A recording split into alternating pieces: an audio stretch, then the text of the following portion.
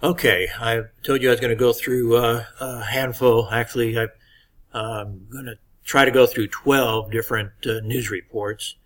I'm presuming that we'll have they're kind of randomly selected, so I presume they will go from A to C, I presume, or A to B minus or something. So hopefully, I hope for them it's not that bad, and in fact, in this first report, I may grade a little bit lightly because it's your first chance, and we probably didn't go over this as much as I know we didn't go over as much as I'd like to have. With everything else we feel like we need to do. Excuse me, I'm kind of choked up here. Okay, so as I go through this, I'm highlighting the problems using these scales. So going back to our grade sheet or our critique sheet, we have 5 categories. 15% is for basically the style and quality of the lead. 15% is for the quotes and attribution. 10% is for kind of the grammar, wordiness, punctuation, flow of the story. And that also include punctuation means how you punctuate the quotations. Most of the points come from the contents, but if you read that carefully, it's really more than just contents. It also talks about being objective, using third person rather than first or second person. Also, how you use the verbs, mainly using the verb to say or said. And the final one is your formatting and your inverted pyramid style of writing. So I will, as I said, go back to this first story. And you see the grades, and what I started to say, and I don't think finished, is that I'm grading easily this time. And so this same paper handed in the next one would probably be in the B range, because it's 82 as it is. That's an A minus. So it needs to improve from this to get a good grade, especially in the final. And so I'm going to grade a little bit harder in the second report, and probably a little bit harder then on the final, which is your 50-pointer or 40-pointer. So you need to learn from what I'm telling you. So actually this story, the writer is a good writer in the sense of spelling and grammar. And so it's hard for me to give an A minus for somebody who has good spelling and grammar. But the critique sheet is ignoring spelling and grammar. And so I have to give a little bit tougher grade than I might have if I had used the critique sheet a little bit differently. Let's take a look at it. The purple here means that there's something wrong with the content, and this is where we don't use we're. We don't use second person, that's second person, or rather, that's first person. And while that's very commonly used by lots of people, we avoid that in journalism. We also, in that section on content, we talked about how we try to avoid old dates. And while we didn't address exactly this, also you're ignoring the whole premise of this story, the writer is, because the premise of the story is that Shirky spoke at our conference. So we ignore the fact that the video was a TED.com video. Clay Shirky spoke at our conference. So be sure to understand that. Anything I sign, anything we go over in class, anything I sign for class is taking place in this scenario in our conference. So be careful about that. Okay, the blue just means it's, in this case, this is not a very interesting lead. The lead needs to be your most interesting sentence. Let's read this. We're starting to see a media landscape in which innovation is happening everywhere and moving from one spot to another. That is a huge transformation, said Clay Shirky in June 2009. Okay, so the problem with this is, what does this mean? What does it really... I hate to say it, but I think somebody got a hold of maybe somebody's paper from last semester. I think some study group in last semester decided this was a good thing to say. And so I saw it lots of times in the papers last semester. And I hated it then, and I hate it even more now. So if you're getting papers from somebody else, don't. It doesn't mean anything. Moving from one spot to another, what's that mean? What does that mean? And so there's no power in it because the meaning of it is so vague that there's no whammy, no hook, no reason why anybody would read that and say, oh, I've got to read more about that. There's nothing there. Okay, the next one is mostly about the wordiness. In fact, throughout this paper, we see lots and lots of wordiness. This is a sentence said by Clay Shirky in a TED video shown by Dr. Okay, so this again this wordiness is partly caused by breaking the scenario that I've talked about time and time again. But even if it wasn't, this whole thing is wordy. Let's go on. Dr. Ken Harvey. In English punctuation, or American English anyway, we put a period after doctor. And if you're using the initials, you'd put a comma after that.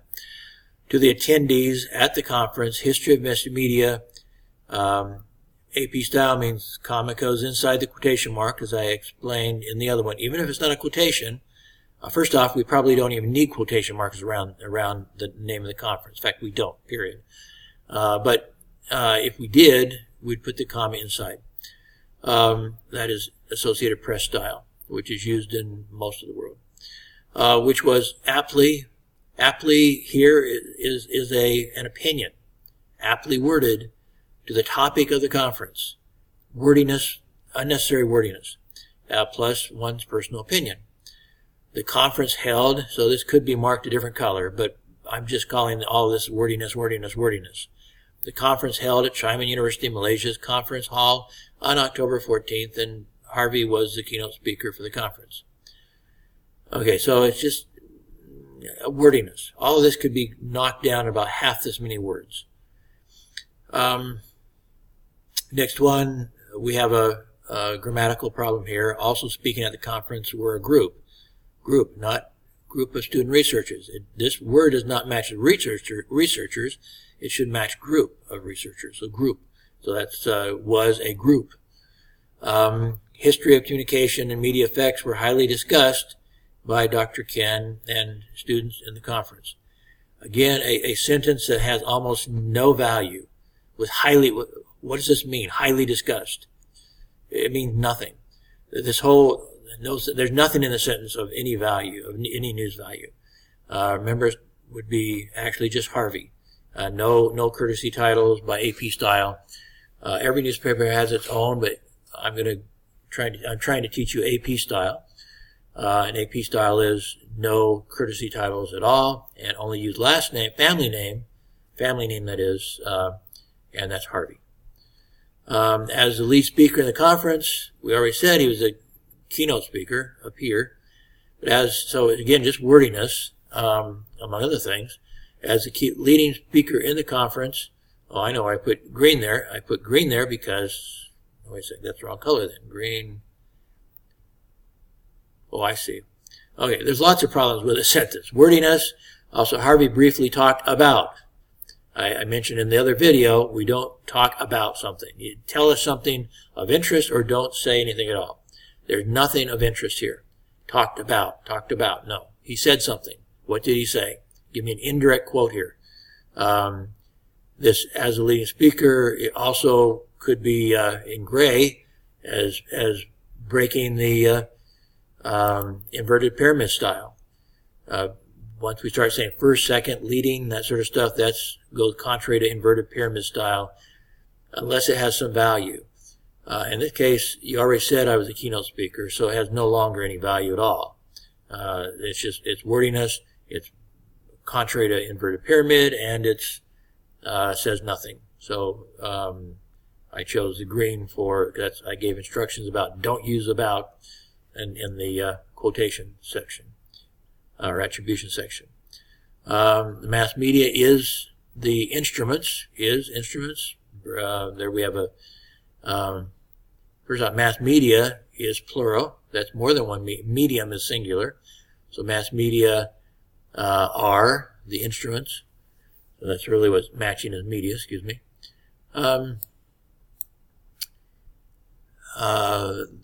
Mass media are the instruments or means of transmission designed to reach large audiences, said Harvey. Again, what's of value here? I think most people know what mass media are. I think most people 14 years and older know what mass media are. Maybe you don't. Maybe people here don't. But I think they do.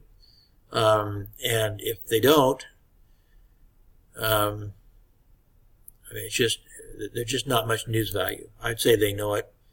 It's not something that has to be defined, and especially not that high in the story. By context, most people would figure out what mass media meant. And actually, the word is hardly used after this. It is used, I guess, when we talk about, I'm not sure it's used at all. So I'm not even sure why, there's no immediate point to talk about mass media. Yeah.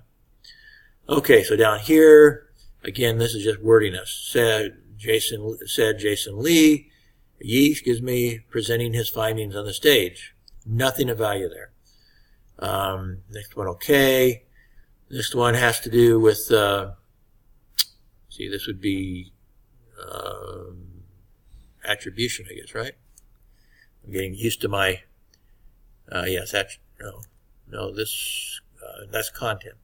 Okay, so we, that's the first problem. Again, we're using first person. We don't want to do that. Down here we have a punctuation problem. That should be a comma. Here we have a wordiness problem aimed at issues brought up by Yee. No reason to even say that. Okay, so in this part, with a wider perspective but not following the public, we need to deal with media effect with a wider perspective but not following the public opinion, and the first thing we need to do is examine the key issues of media effect. What does that mean? That just has no meaning. There's nothing there of any value. You need to give us something of value. Otherwise, it's not news. It's not news. There's no news there. And that's what we're writing is a news story.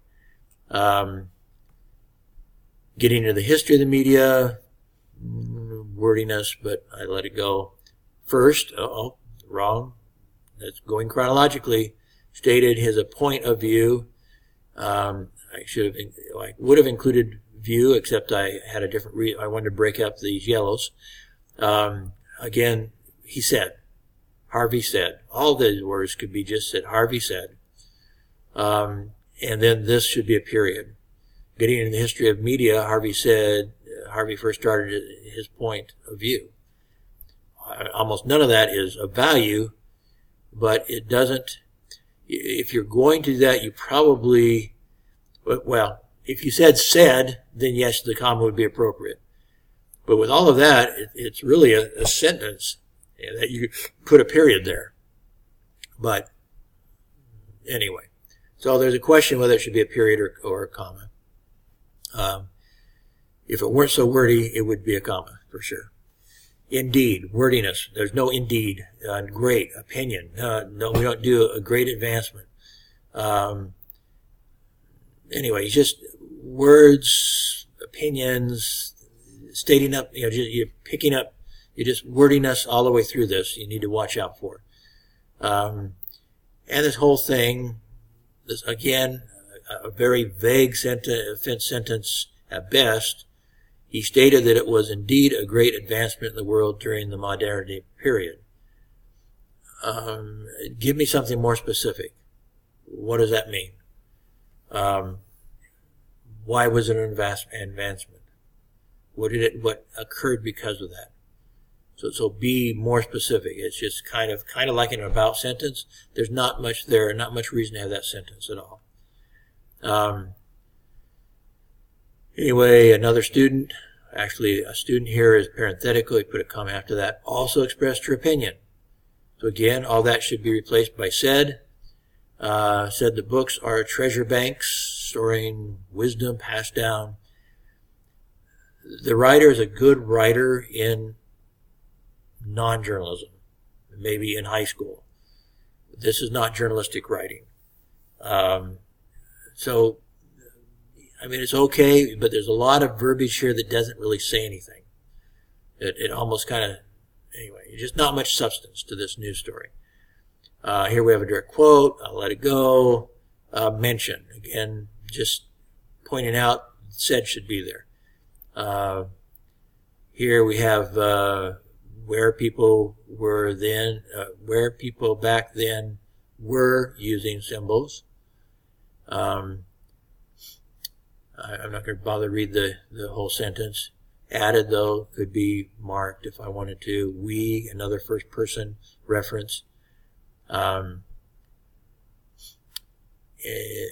if the sentence is okay, except what does it mean? I mean, again, the sentence is fine, but in what way did the elites use writing as instruments of power? That's important. If you're going to say that, then tell us how they used it. And then this sentence here is total wordiness, which received agreement from all the journalism students in the hall. Agree. No. Absolute wordiness. The writer is a good writer in the sense of spelling and grammar, but just trying to come up with 500 words and not covering a lot of good content. Then pointed out again, then, the word then, the reason I marked this in gray, then suggests chronology, which again, in inverted pyramid, we don't do chronology. I could also mark it purple or whatever that color that is, because it's using an attribution besides said. Probably no reason to put the quotation marks here. Besides that, I also marked it because when you have quotes inside quotes, you should know already, because it's standard English, that quotes inside quotes go with a single quote.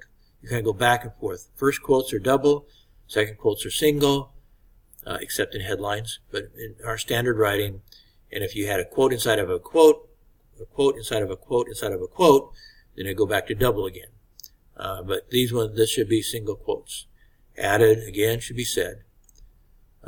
Mentioned, again, should be said. Transgressive. In America, we would never use that word in this case. I understand the idea that the pictures transgress the norms of society.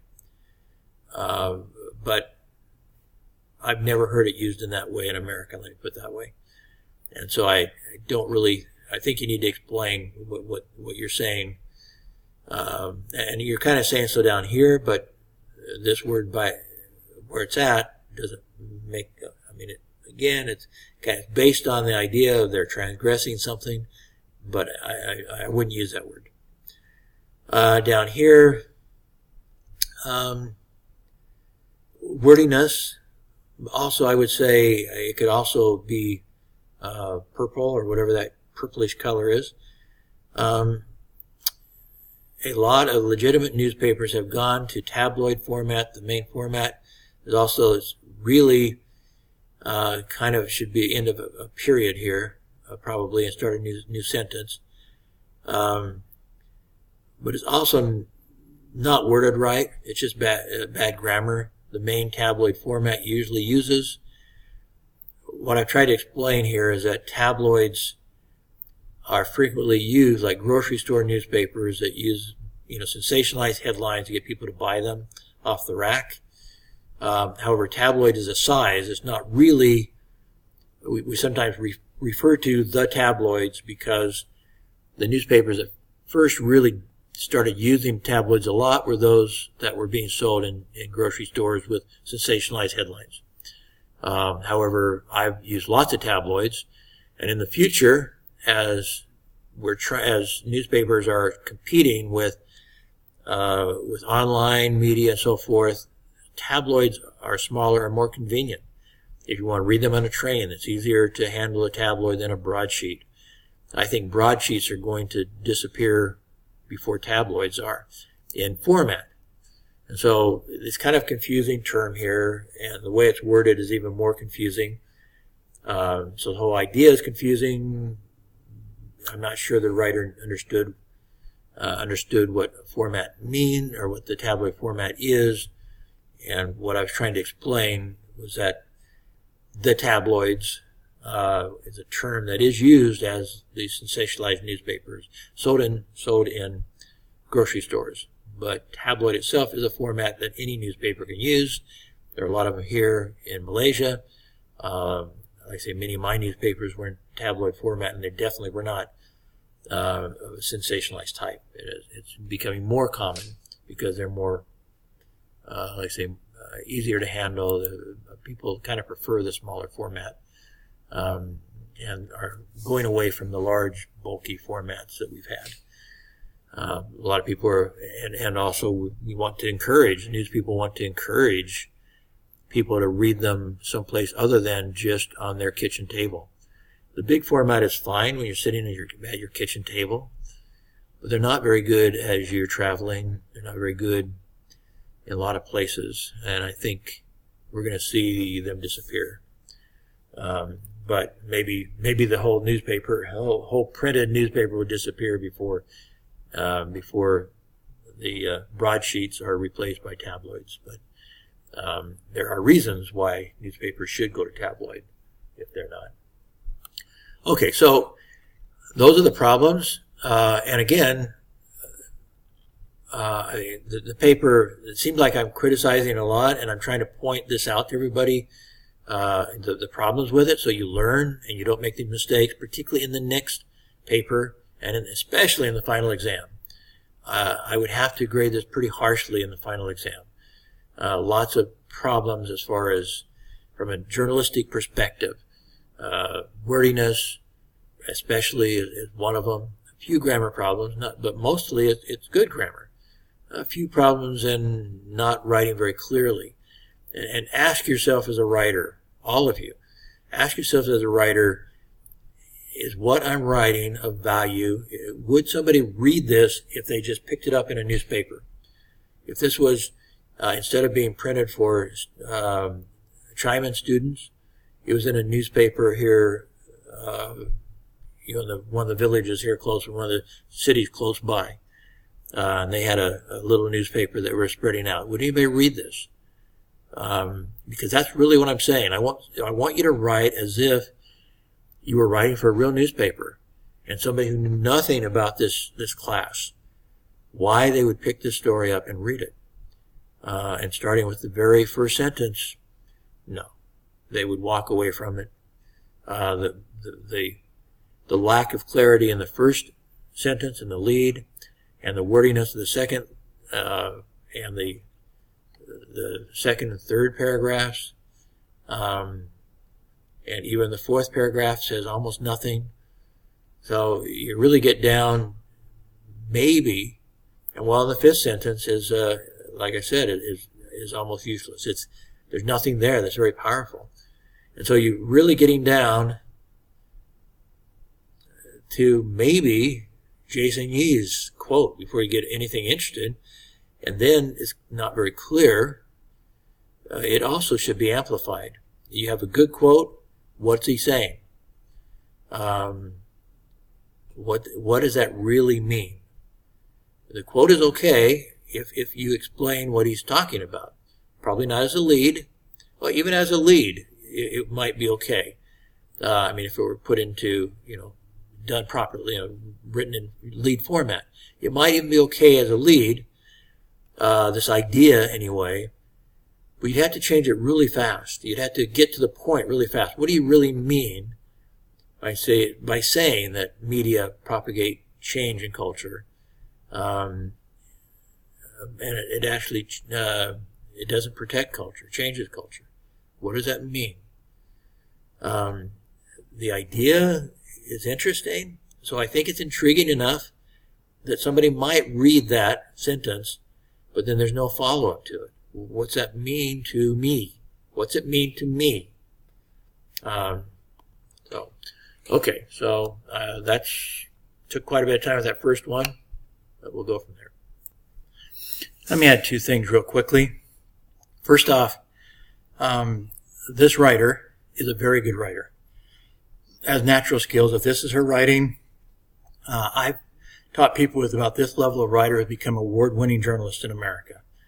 And so if she can write like this on a regular basis, she can do better than this. She can learn the things that I've talked about during this review of this paper very quickly.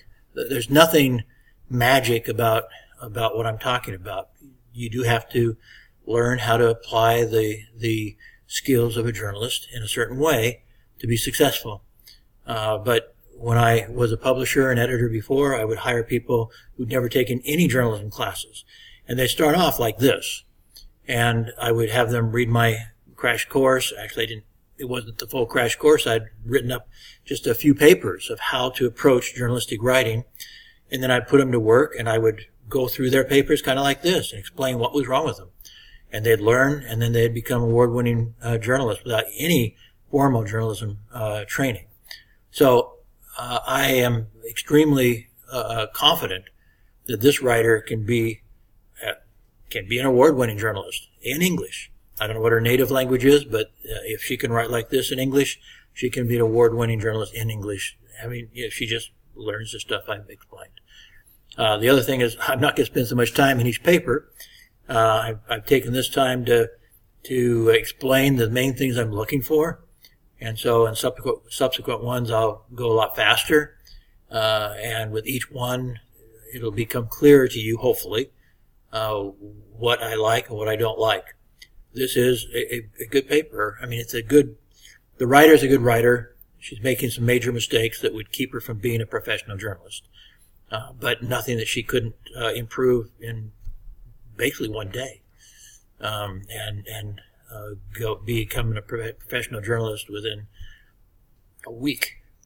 Could master this. So don't get too frustrated as I review what you need to do.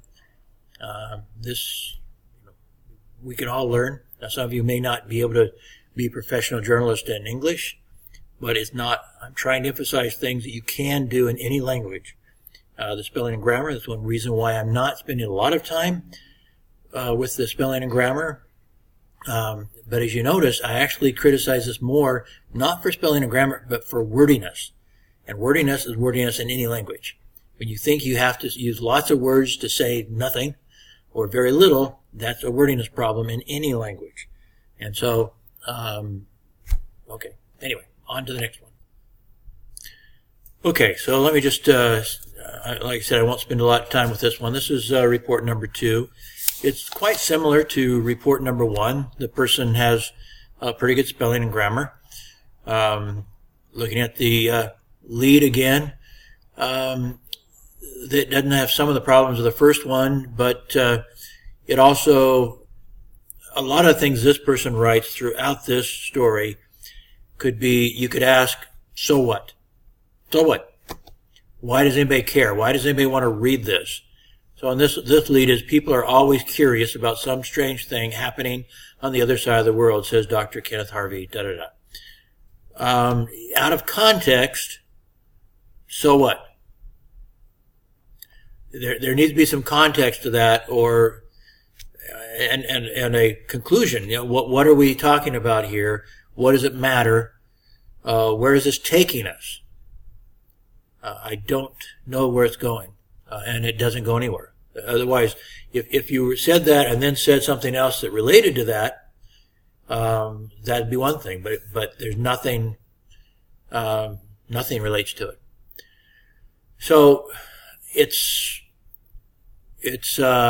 journal. Well, it's a correctly in stylistic way a correct use of a quote. A speech interview lead. But the biggest question is, so what? You need everybody, and this one has a number of sentences in it that raise the same question.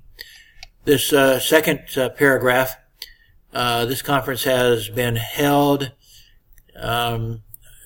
wordy there, was held, is really more appropriate anyway. Okay, here you put the initials, and then in the next paragraph you put the actual name. It actually goes the other way around. Put the actual name in the first paragraph and then the initials after that. Although the initials don't really exactly, they don't exactly match the name of it. And so this may be a case, in most academic writing, you'd put Chaiman University, Malaysia, and then put parentheses, XMUM, parentheses, and then after that refer to XMUM. But journalistically, we normally don't do that.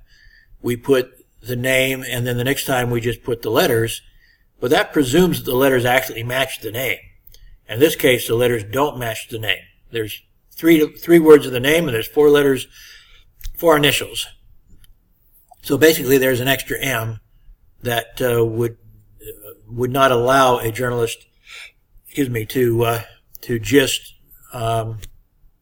use the normal process, name first, then initials after that. So in this case, it has to be name and in parentheses the initials that it goes by, and then after that, it'd just be the initials. So they're kind of flipped around.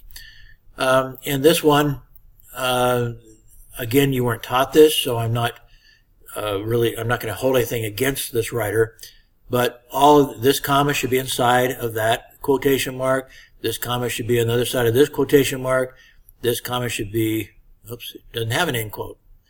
Well, it has trying to put 2 and 1. Well, you'd have to put a quotation mark here, quotation mark there. But the bigger question is, again, so what? Why the conference is held at Chaiman? Its topics should be plural. Its topics included all these things. Media causes and media effects, how to understand media culture, as well as humanity in the age of speech, should be a quotation mark there if you're going to do it this way, and manuscripts and speech. And then the period inside this quotation mark, right after print, before the quotation mark. That's AP style. Now, as I said, the bigger question is why bother to mention all that? At least if you're going to mention it, make sure that you're then covering all of those. A bigger question overall is why cover all those? The previous paper actually did a better job of finding stuff that was interesting, had a better nose for news, as we say. The subjects covered by Poe are typically not very interesting in a news story. Again, the question is, can you write this news story in a way that will be interesting to anybody? Or maybe not anybody, but to people who at least are interested somewhat in this subject, that maybe the average person, or is there something here that they would make somebody want to read this? As I said, there's already a question about whether they would want to read it after reading the lead, because it doesn't really lead you to someplace interesting. These subjects talked about are not necessarily interesting subjects, especially just as subject names. If there's something specific said, that's better. But again, this is kind of like having an about sentence, a long about sentence. The conference was about this stuff, without any information that of any interest to anybody. So again, you're now 2 paragraphs into it, and nobody's really interested in reading it. The other thing, by the way, when you have something like this, the conference was held at Chaiman, or at least where the initials are not initials, you can make it flow a little better by putting a comment and then just say held at Chaiman, comma, included.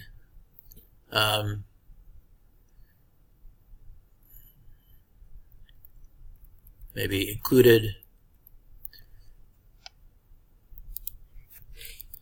such topics as da-da-da.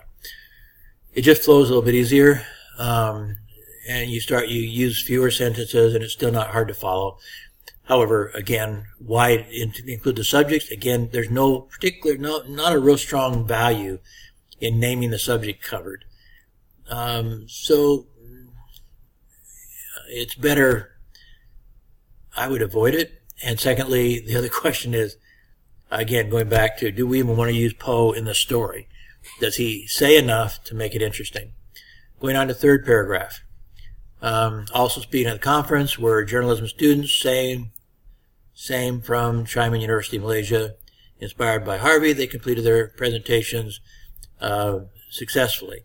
Actually, this one here is your opinion. And so that falls into the purple category. You don't give your opinion. That's one of those little remarks that bad journalists make. So you don't say it. And this one here, again,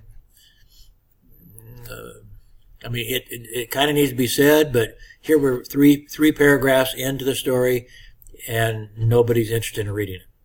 Fourth paragraph, before the formal conference, Harvey emphasized the attitude firstly. Attitude is everything.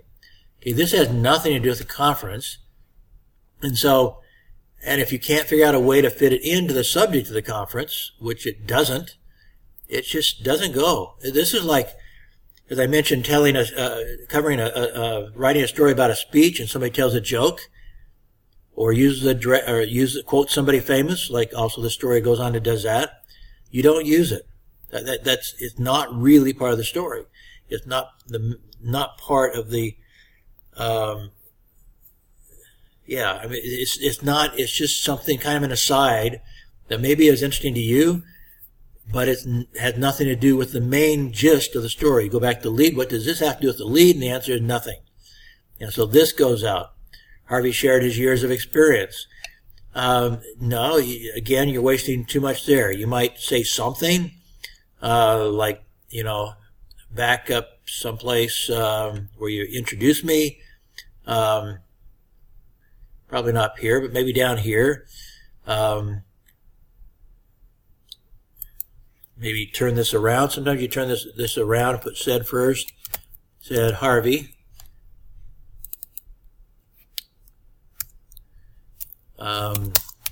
Who has over 30 years of experience in professional communications. So you put something like that in kind of as an aside, but you don't make it the main subject of a sentence. It's not important enough. Unless it's a profile story, and this isn't, it's not worth putting in as its own sentence, let alone its own paragraph. It's just not important. But that's how you would handle it, rather than telling this, doing this quote of "I'm not 100 years old." It's not relevant to our story. After Harvey talked about mass communication and mass media, again, mass communication has one person. So again, we start giving definitions. Still, so now we're all the way down to paragraph 1, 2, 3, 4, 5, 6, paragraph 6, and we still don't have any reason for anybody to read this. He explained that there are 5 media revolutions. The first one is in information revolution. The last one is the information revolution, which caused the internet, caused by the internet. The influence of the internet is huge, not only on people's daily lives, but also on media's development. Okay, this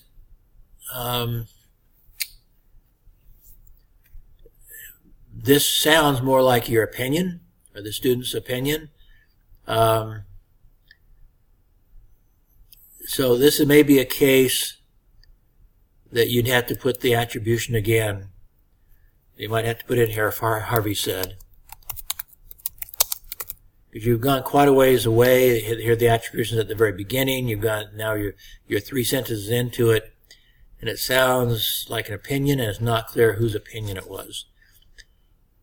If So yeah, anyway, I think you probably in this case need a second attribution in that paragraph. Now that'd be students. You'd introduce 3 students, so you need to put plural.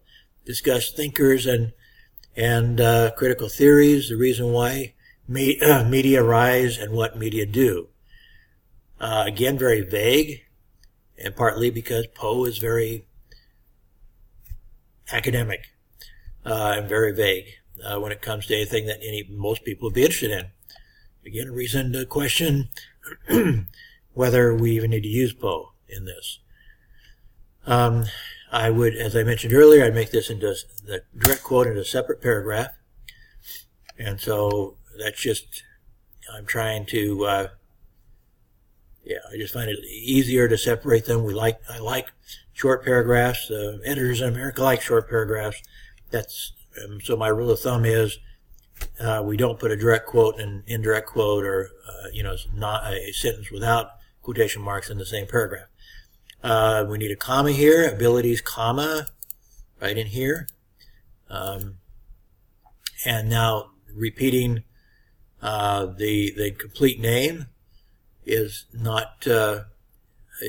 Again, we're using the family name. I presume that is Muck. And so you just say, you go ahead and get rid of that part. So get rid of that. Now you go in the next 3 paragraphs, 2 of the paragraphs have, or no, 2 of the next 4 paragraphs have quotes of quotes. I presume that this came out of Poe's book, and I presume Plato's quote came out of Poe's book. But since everybody knows that everybody knows that Plato was not at our conference, we don't normally use a quote from somebody else, unless we tell who said it and that there was an important reason why they said it. And so Marshall McLuhan was not, you don't have permission to make Marshall McLuhan he's not one of our authors. He was quoted by one of our authors. So if you're going to say Marshall McLuhan, you have to give a reason to use his quote. And so basically you'd have to say that Poe, you'd have to quote Poe using the quote and explaining something about the quote. Something like that, because it doesn't. So, for example, you could say, quoting Marshall McLuhan. Of course, you'd have to introduce Poe, but quoting Marshall McLuhan, Poe said that the medium, and then go ahead and put quotation marks around it, and then said that and explain that the sentence means that the global village is a single community linked by telecommunications.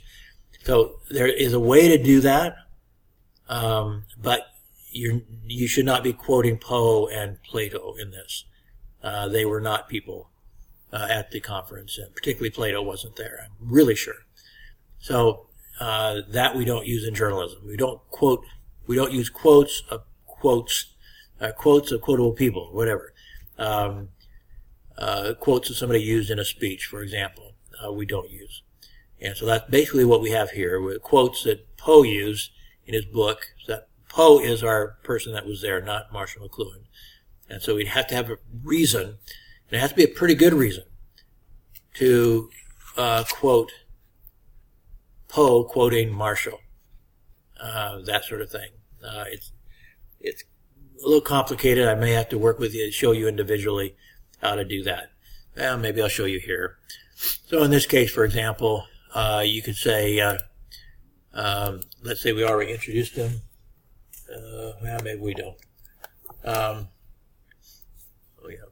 Oh yeah, his name was Marshall. I'm trying to get myself confused here.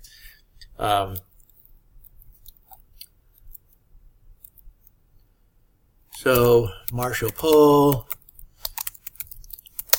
a guest speaker from America.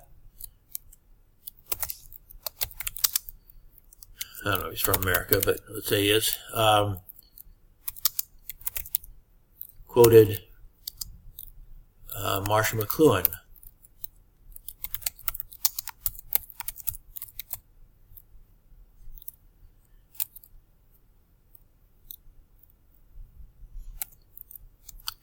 who said, if you're going to use it, you keep it as short as you can, who said the medium is a message because it is a medium that shapes, if you have to use it to make sense, okay. Put a period there and a new sentence. Poe said, you don't say this sentence means, we don't say that.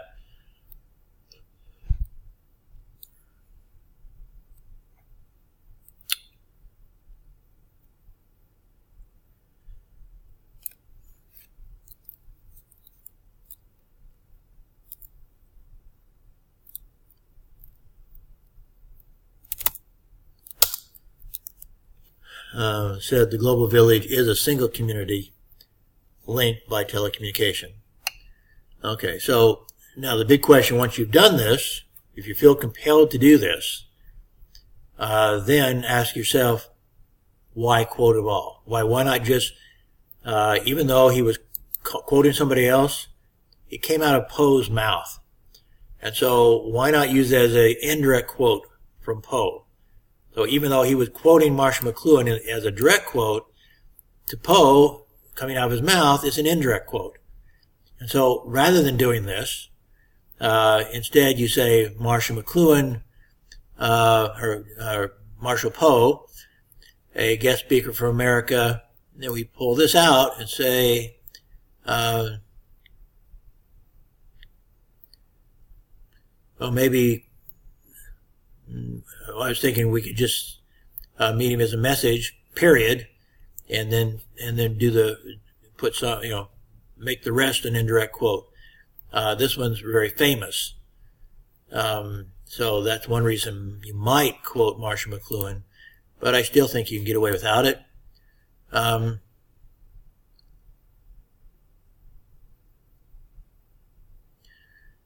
probably leave out the most famous part of that quote that might, so you could just say, Marshall Poe, a guest speaker for America, said,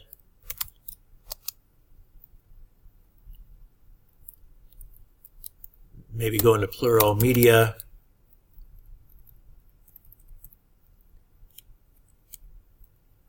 because you need to, if you're not going to put quote marks, you don't want to have him plagiarizing. Media shape and control.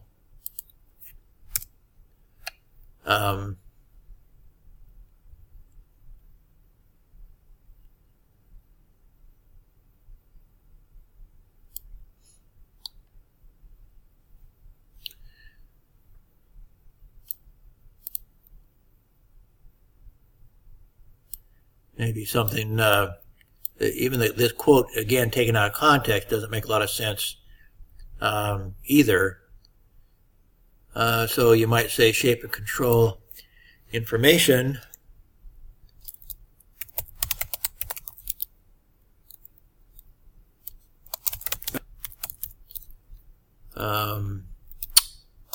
The global community.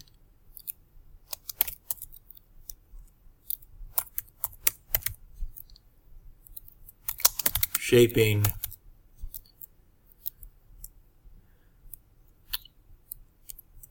human association and actions. So you're making it into his indirect quote rather than quoting Marshall McLuhan, who wasn't there. It just, as a journalist, you don't like quoting quotes of people who quoted. It's not done very much at all. So if you can avoid it, you just do. And in essence, really is Poe that said this. He was the one that came out of his mouth at this conference. And so you don't make it a direct quote. You don't make it a direct quote, but you can make it his indirect quote in essence. So he said essentially this, and leave out that that the full form was a direct quote. You don't need to do that. Okay, so Marshall Poe, a guest speaker from America, said, media shape and control information throughout the global community, shaping human association actions. Okay. Again, we're kind of jumping from one idea. These ideas are quite disjointed. So even after doing that, now how does that relate to the next one? When it comes to topic of human in the age of speech, student Cherish Stan said that talk is our people's natures. So again, we're kind of giving little one sentence blurbs here and there, or two sentences, and jumping from idea to idea, not tying them together. So this one has a problem with flow. That would be a yellow. The whole thing could be yellow as a problem of flow. Here in this next paragraph, here by the way, the comma should be inside the double quote. We, and I said we don't use we or I or you typically in our news stories. There are a few exceptions, but we avoid them. And so, yeah, don't. And this part here, we can't imagine, we can't image, but we can't imagine what culture and thought will spread if we human beings don't know how to write either. Okay, well this is, again, not attributed to anybody. So this is apparently all coming from the writer. No. Niet. We don't do that. And then we have Plato, and it's just again kind of taken out of the blue. You don't really quite understand what that means. Not put into context. And since Plato wasn't there, it's best just to get rid of this whole thing. So just get rid of it. So, bam. None of that. Okay, this one, however, in the manuscript era, I made it gray. Why did I make it gray? Princes, that princess is spelled wrong, so princes and priest. So that's a wrong word. Princes, not princess, and priest monopolized writing and reading, said Chen, another student presenter. This monopoly had really lasted for some time, but was finally broken in the print era. People have freedom to print what they want to print and read what they want to read, said Chen. I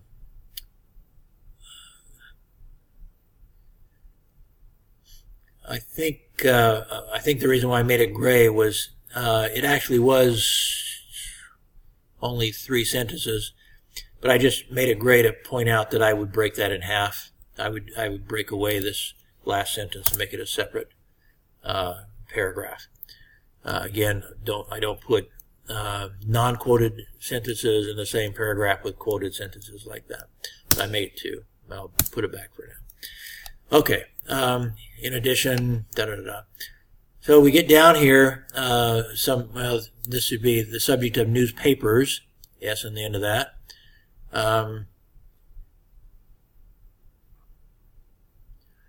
Because you just quoted him up here, well, for one thing, since you didn't quote any of these other people, there's no reason to use their names.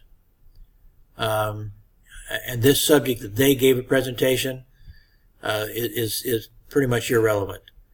And so you might need a sentence in there to make transition, but this isn't it.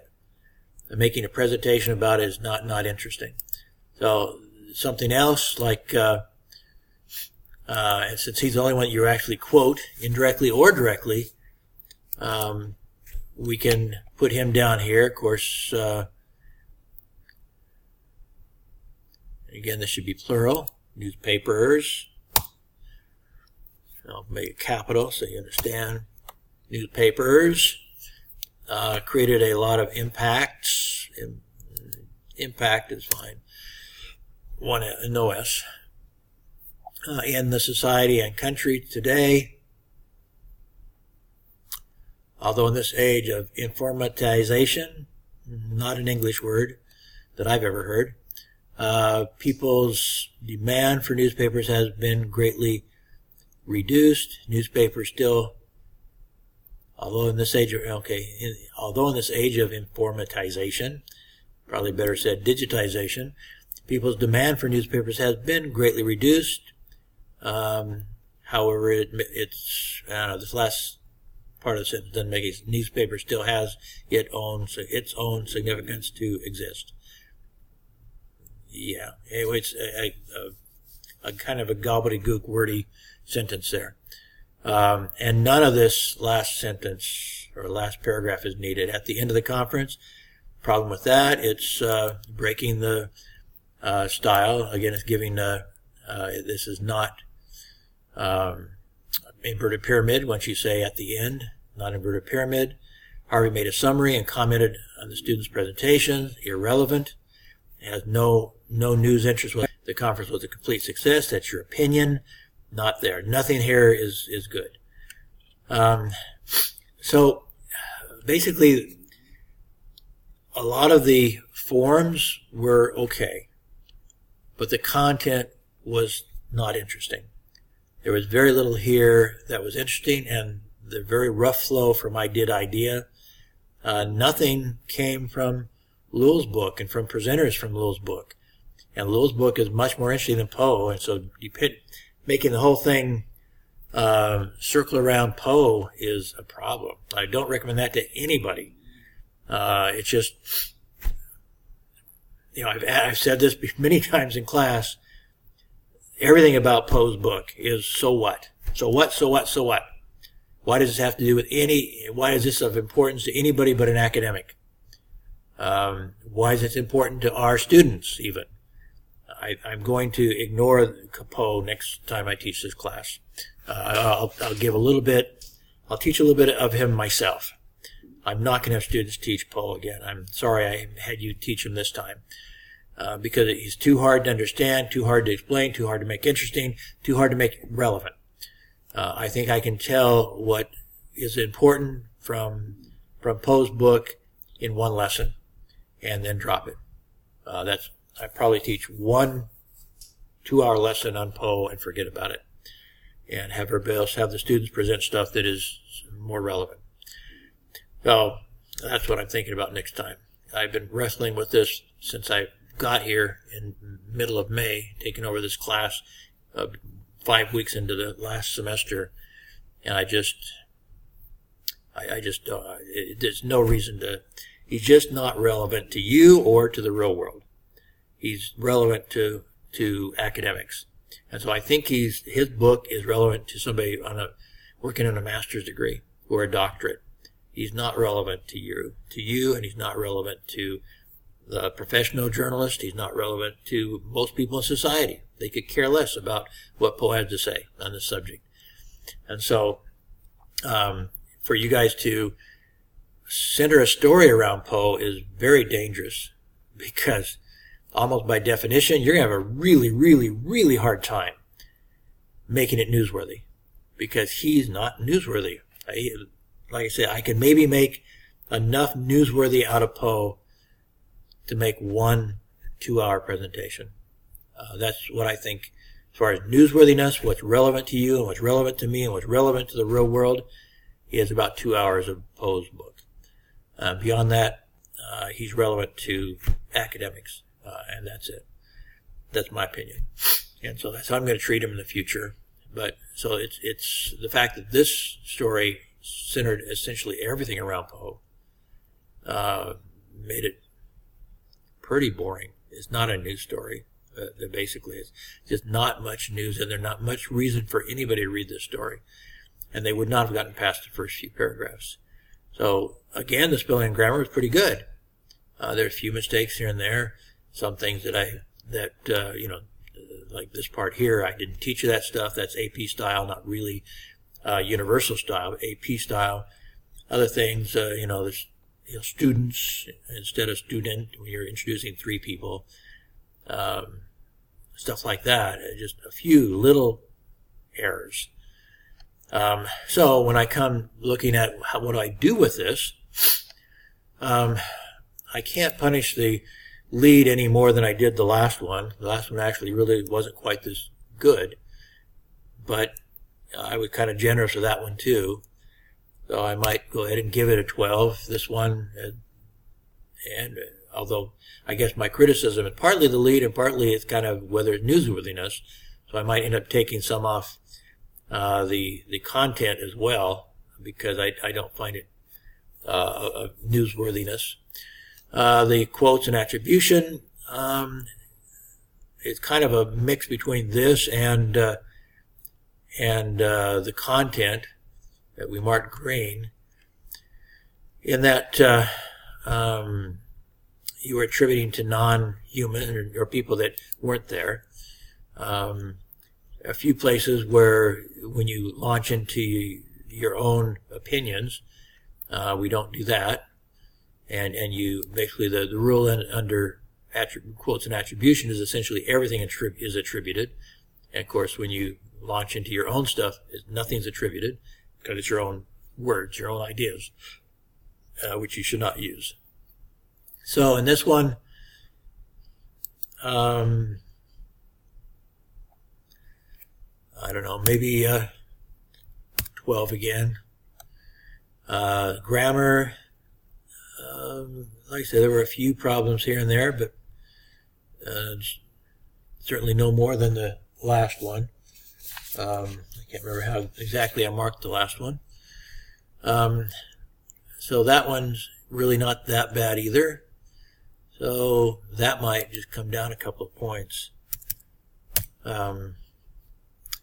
Except for wordiness. Actually, that's where it would get caught, I guess. Wordiness is a problem. A few punctuation problems, a lot of flow problems. So I guess there is more of a big problem with this one when you start counting everything. So not grammar, not spelling so much. It's wordiness and flow are the big problems in this one. So where I'm not counting a lot on this one, nonetheless, it's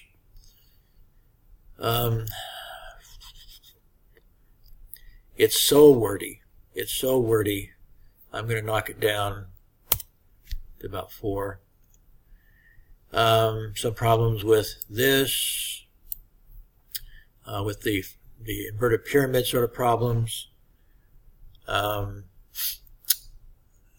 going to knock that down to 7. And so then the big question comes here.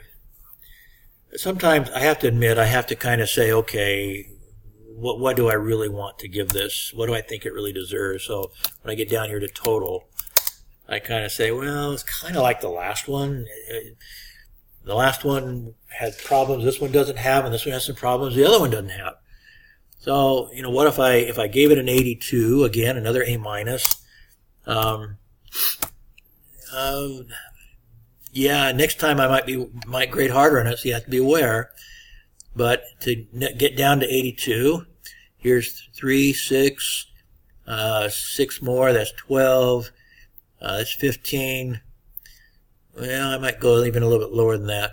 I might even go down. What if I go to, I don't know, I have a problem not going down more like 40 with the newsworthiness angle. Maybe go back up here a little bit. Inverted pyramid, and maybe go back up to 8. Okay, what do we have here? So it'd be 24, 24, 29, 37, that'd be 77, that'd be a B+. I can't go down that low, because I know there's going to be worse ones than this. So let's try that again. 50, 74, 82, that's back to 82 again. I'm going to go down to 80 because of the question of newsworthiness. So I'll just go down to 43. I think I can live with that. Okay. I changed my mind. I'm going to make this 82. So I'm not sure exactly where to put it back at. Maybe 1 point here. And maybe one up under attributions. I don't know. Because it's, as I said, the major problem here actually is under content. And I don't want to be, with this first paper, be overly penalizing for bad news judgment. You don't quite, I'm sure you didn't quite understand what I was looking for, although I did talk about it. If you went back and looked at my speeches earlier, and I talked about the problem with Poe a lot in class, that he's not very relevant. And so by definition, somebody who's not relevant is not newsworthy to anybody but him and his friends and people that think like he thinks, basically. But the rest of us, not really that relevant. So anyway, we'll go there. I'm going to try to speed this up a little bit and go and actually, with these first ones, I kind of went through ahead of time and did my editing and thought about it before I show them to you. I'm going to try going through another one without actually going over it first myself. I'm going to do it with you. I'm going to go ahead and just copy. I'll go get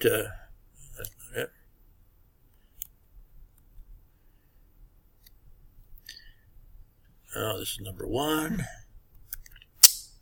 What I want. There.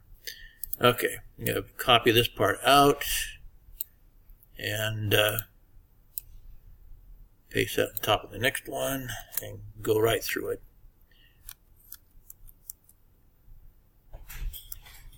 Okay.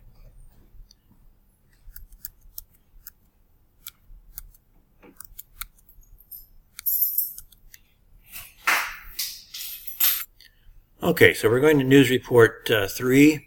I've already pasted in this. I actually did a little bit of editing while somebody else came into the room here. The lead is good. News technology does not become interesting until it becomes technologically boring, says Clay Shirky, an American professor of journalism, should be visiting Malaysia. So that's an interesting lead. The only thing I'd say is, even with an interesting lead like that, you do have to, a lead should lead. It should go ahead and take us to where it's going, to tell it, give us what he's talking about. It's interesting because it makes us curious. But that could also in some ways be said of the previous leads we looked at, is that they also could be said, well, maybe they're a little vague, but maybe we would be curious about it. But that means if you have a vague lead, you need to let it lead you to the answer, to clarify what does it mean, what's he talking about. And so in this case, I think maybe the person does continue to quote Shirky. Let's go ahead and read it together. Here I marked this yellow. It's again kind of wordiness here. Shirky, I would say, spoke at the conference Professional Communication at Chaiman University Malaysia campus on October. Probably don't need campus either. You can get rid of that. Anyway, some wordiness there on October 14th. Speakers at the conference explained that people are starting to see a media landscape in which innovation is happening everywhere and moving from one spot to another. This, by the way, is another of that quotes that we were talking about, but this one makes a little bit more sense, where innovation is happening everywhere and moving from one spot to another. Still a little vague about this one spot to another. What's that really mean? Everybody's quoting that phrase. I'm not sure why, but it's not, anyway, it's unclear what that exactly means. So if you're saying one country to another country, something like that would make more sense to a reader, one spot to another. And when you say, and even everywhere, what's that mean?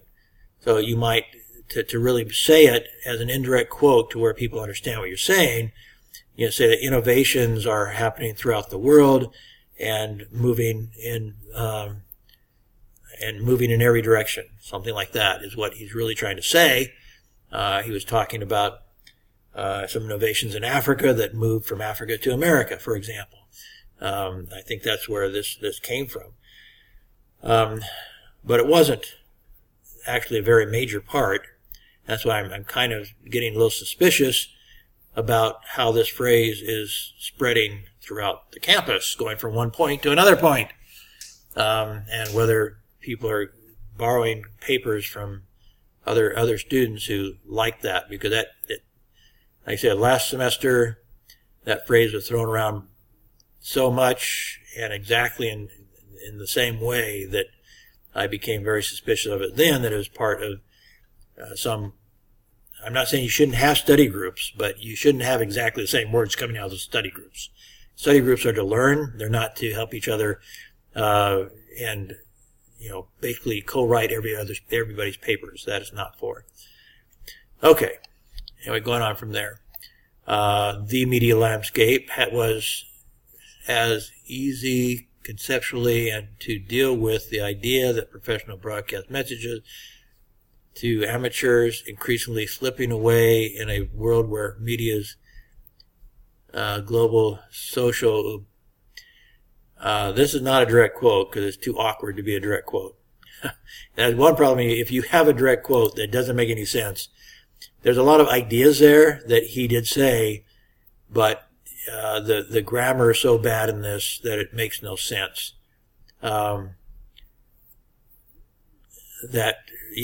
So anyway, definitely he did not say it exactly that way. We have the problem here. The comma should go before the direct quote. And I guess I just marked this whole thing yellow just because it's awkward.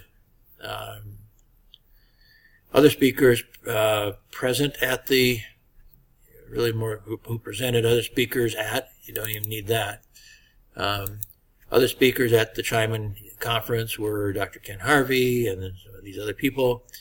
They introduced media effects for the people around the world. They introduced media effects for the people around the world. Maybe it should be they introduced media.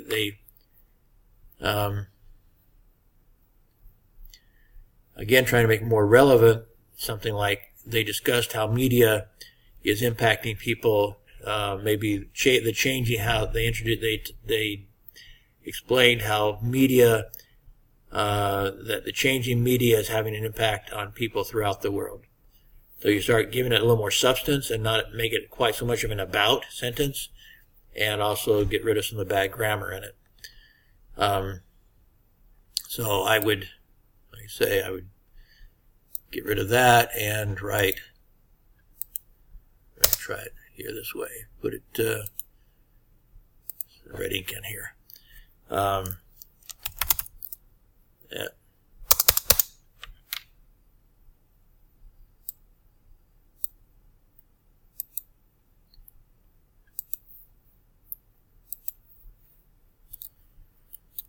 They said that media that changes in the media are impacting people throughout the world. Something like that.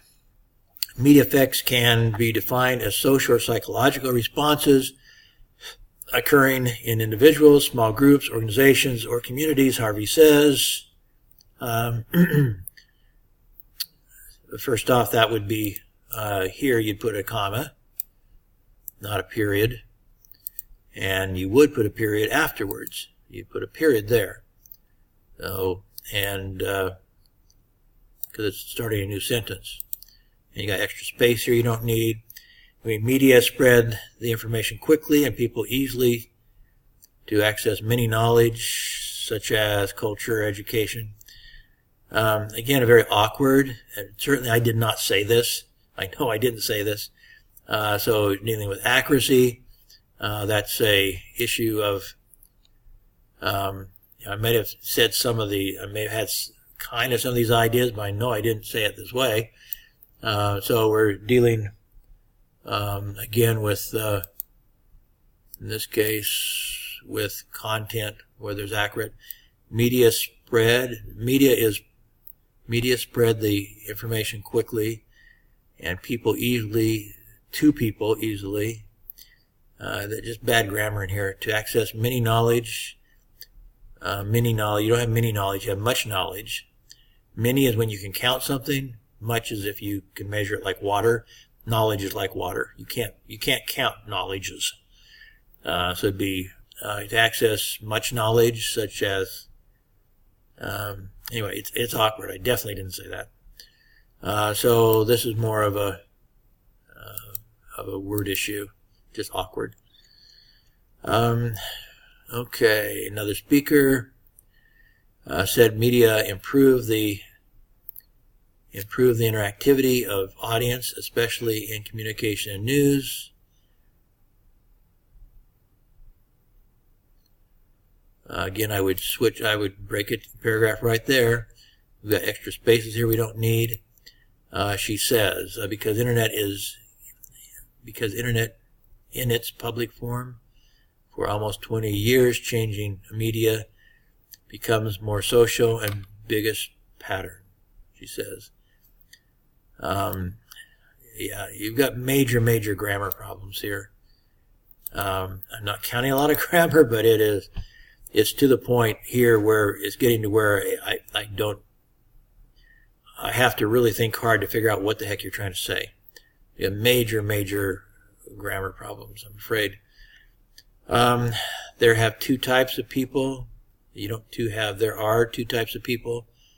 Study and again, awkward. Again, we need a comma here. Since we set a date, we don't want an S on it. We want to go past tense once we've set a date. I presume we had a date up here, didn't we? Yeah, October 14th. So once we set the date, we go past tense on our attribution verbs. So this one should go past tense.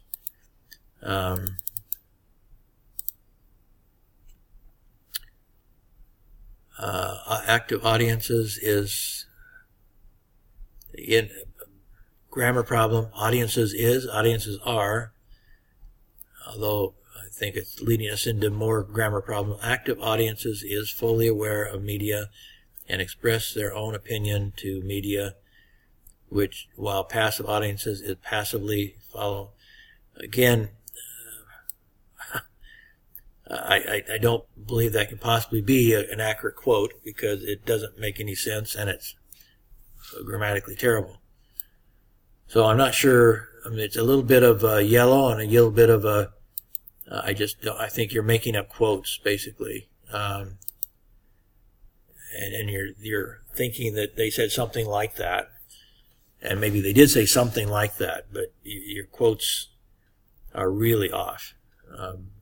I guess people don't. I mean, I don't know. In some cases, whatever. It's very bad grammar. Let me put it that way. Even if it were accurate, as a writer, you can't write a quote like that, even if it's absolutely accurate. Unless you're absolutely trying to make somebody look like an idiot by using their bad grammar, you can't put bad grammar into a news story, and nobody will read it. So we've got major grammar problems in this one. And so even though we're only counting grammar as part of it, I have to count grammar also as partly from the content area because I can't follow. It's very difficult to follow what the person's trying to write here. And it's kind of like we're going back and forth and saying the same thing over and over again. So it's kind of like a lot of redundancy in trying to maybe make everything kind of flow. It doesn't flow. It's just because there's no new ideas. Media has strong effect for culture. And it's not that different from up here where we said it have easy access to culture. Here, impact on culture. But it doesn't tell us how to impact culture.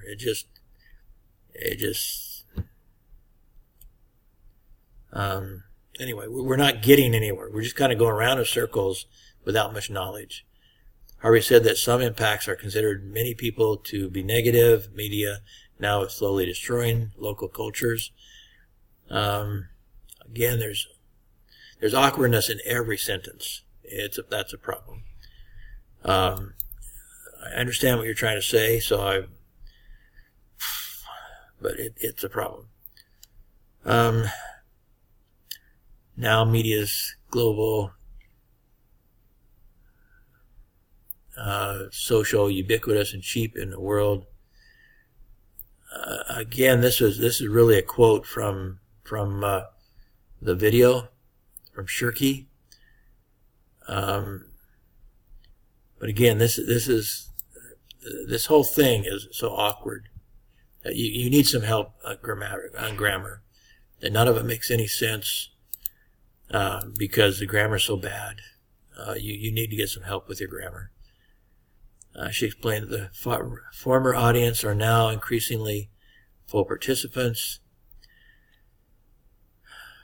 However, people will think technologically boring when people is able to take them for granted, because basically this whole story is wrapped around one video and goes around and around in circles saying the same stuff over and over again. It doesn't really lead us to any between the bad grammar and kind of the circular discussion. It takes us nowhere. It takes us absolutely nowhere. And so the lead is good. Let me say that. The lead is good. So I'm going to say you got all 15 points on the lead. Quotes and attribution. You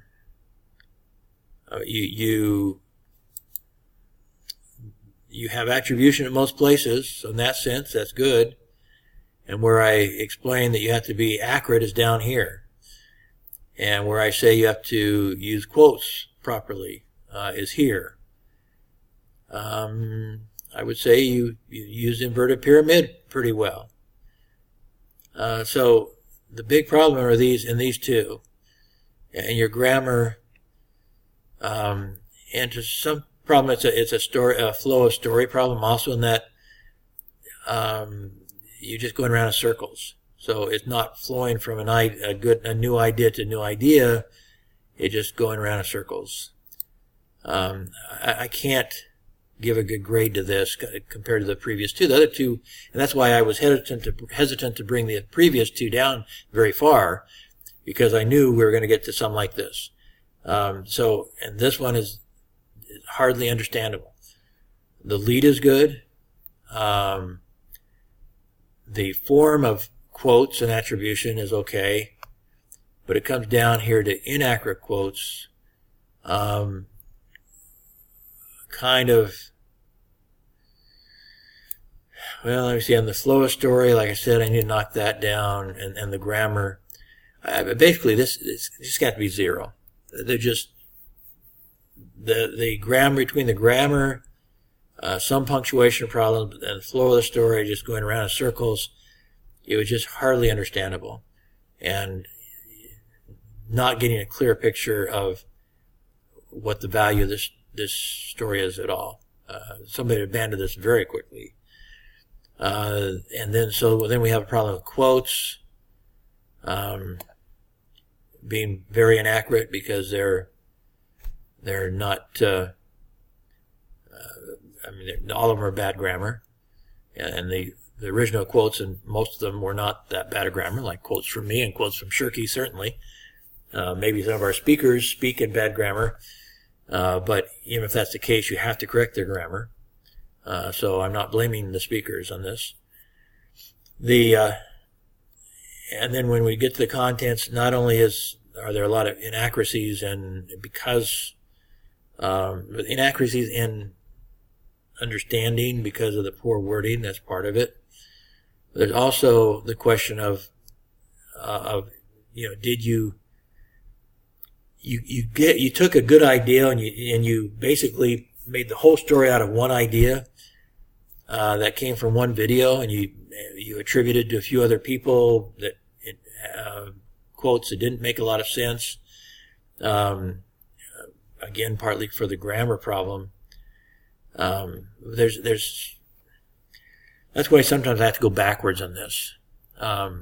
There's no way I can give this a better grade, for example, than the first two. The first two had good spelling and grammar. So kind of going backwards, not wanting to penalize you too much for this first one. You did like I say, you did a pretty good lead, and then it didn't lead anywhere. It just went around in circles. So in here, this is where I'm going to have to, penalize you quite a bit, because it just, like I say, you didn't cover enough material. You didn't cover enough of what we talked about. You basically tried to center everything around one video, and that wasn't explained very clearly. again, partly for the grammar problem, but it goes beyond that too. You just kind of went around and around and around in circles. And so for this one, I'm going to have to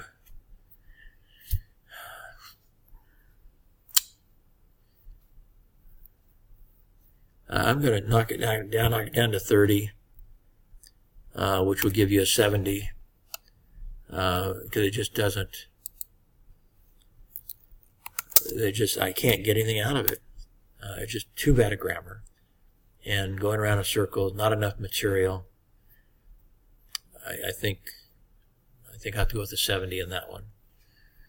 And even that, I think, is a B- if I remember right. That may be too high, considering how bad the grammar is. But since you did do some things kind of good, I'll leave it at 70 for this one. But if I get one like this again, it's got to go lower. You've got to improve your grammar and make things make sense a little bit. I mean, I can overlook a little bit of bad grammar, but there is almost no sentence in this except the first one that made any sense. It was just too bad a grammar throughout. You need to try to improve that somehow.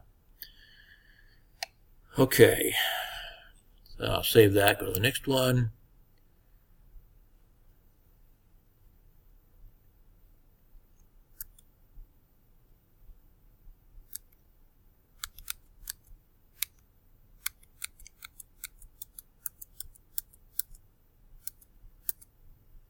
We'll go to 4. And I think I still have that in memory. Let's see. Yeah. Okay, so we'll start off with that again. Okay, the information where we live right now is much too complicated to keep track of, and all of us should be skeptical about everything, according to Professor Ken Harvey, lecturer of Chiman University, Malaysia. Okay, again, some awkwardness with this. The information where we live right now is much too complicated to keep track of, and all of us should be skeptical about everything. I have no idea what you're saying here, and you're supposedly quoting me. So, we've got two problems, basically. A problem that's the lead, a lead that doesn't make any sense, and a problem with grammar there's grammar problems, but it's more than grammar problems. Just you are not at all explaining what you're talking about. I have no idea what you're talking about. The information where we live right now is much too complicated to keep track of. I have no idea what you're talking about, and I supposedly said it.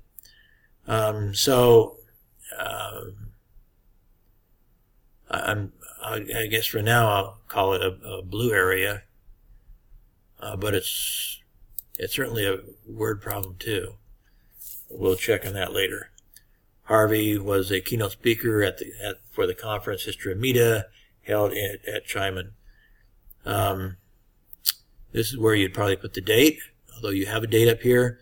That's the date. This date up here refers to the date that it was written, or that it's supposed to be published. Let me put it that way. It's basically the date that it's to be published. But anyway, one of those dates. It depends kind of on the circumstances, but basically the date it was written and or published would be up here. That may or may not have anything to do with when like if you're a weekly newspaper, this might be several days before this date, for example. So you need to say, remember, this is the second paragraph. The complete lead is to finish the 5 W's. So you have the who, you have the what, you have the where, you don't have the when. You don't really have a lot of, we don't expect necessarily all of the why and how, but you don't have any essence of that. So we have some missing elements to the complete lead.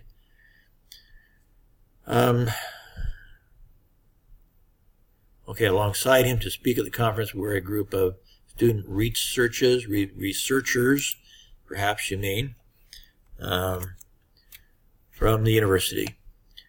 Do not believe one or the other outright. Listen and evaluate who the media might be protecting, what their biases are going to be, who might be lying to them, and try to look for the other side and listen to both sides. Okay. Couple of things here. We've got, again, a grammar problem. That's a yellow item. Yeah, I don't think this was a direct quote, so I would have to say there's an accuracy problem in this, because it does kind of go back and around, and even at best light, if it were a direct quote, it's not very clear. It's still not very clear. It's clearer than the lead. The lead is totally unclear. I had no idea where you're even going with it myself. This, I spent, probably hours talking on this subject. It's kind of my soapbox, I guess. And I think, first off, it's not a direct quote. I know that. And if you were trying to, even as an indirect quote, you'd have to explain a little bit more what the topic is. It just doesn't make sense in and of itself. So I'm going to put a purple on that.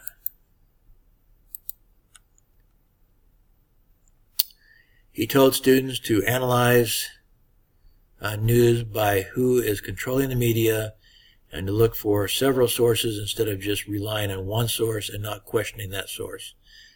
That's okay. As an indirect quote, that's okay. And I think the grammar is getting better. It's clearer what you're talking about. We should analyze news by who is saying it. Okay, now this is too redundant. What do they gain from it, as well as what values and information they're trying to protect? Yeah, we got the punctuation problem again.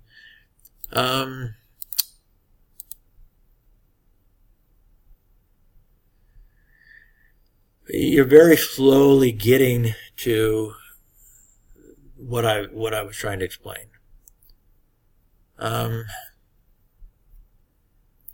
Again, I don't think this is a very correct quote either. It is kind of a summary of what the essence, but it's far from the exact words, I'm sure. Let's go on a second. Harvey also explained the 6 core concepts for media literacy, which includes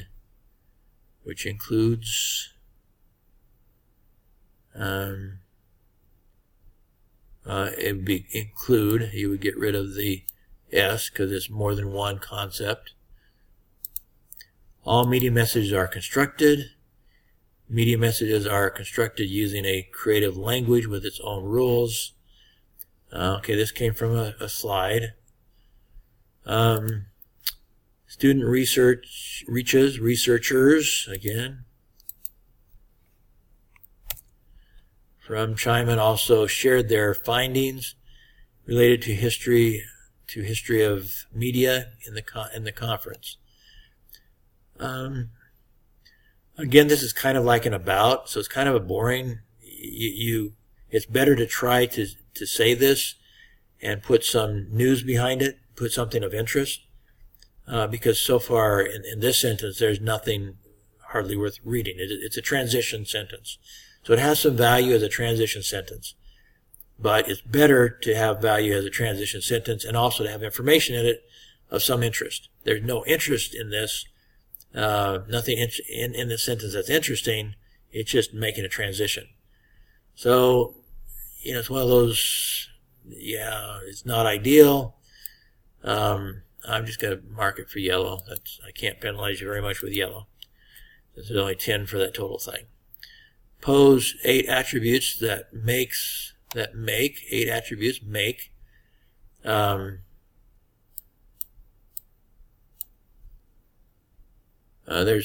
are serious grammar problems in this, but they are subtle enough you can still understand what the writer's trying to say. So they're not as bad as the last paper.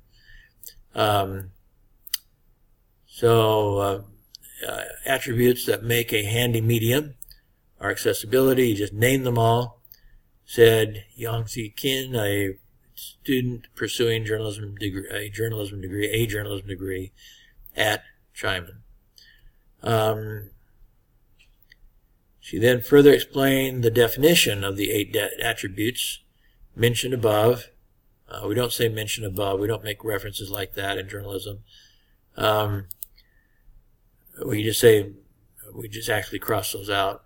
Of the 8 attributes, you already mentioned them, and people can remember one sentence before. And provided, we're getting kind of wordy here, examples for students to understand her presentation better. Okay, the problem is now you don't give them. There's no point even talking about them if you're not going to explain them. So this is a problem. So I mean, it comes down to whether any of this is worthwhile. If any of this is really newsworthy, unless you give us some more information. So I would say there's newsworthiness problems with this, unless you can give us something of interest. And so far, these are basically about sentences. Nothing newsworthy, nothing interesting for anybody want to read.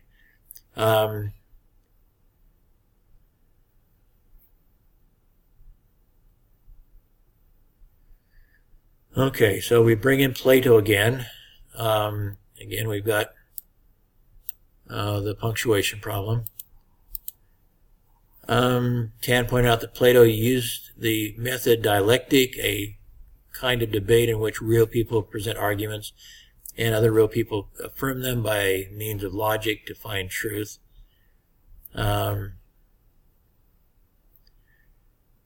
Okay, so again, you really haven't said anything here. So there's still a question whether there's anything there newsworthy.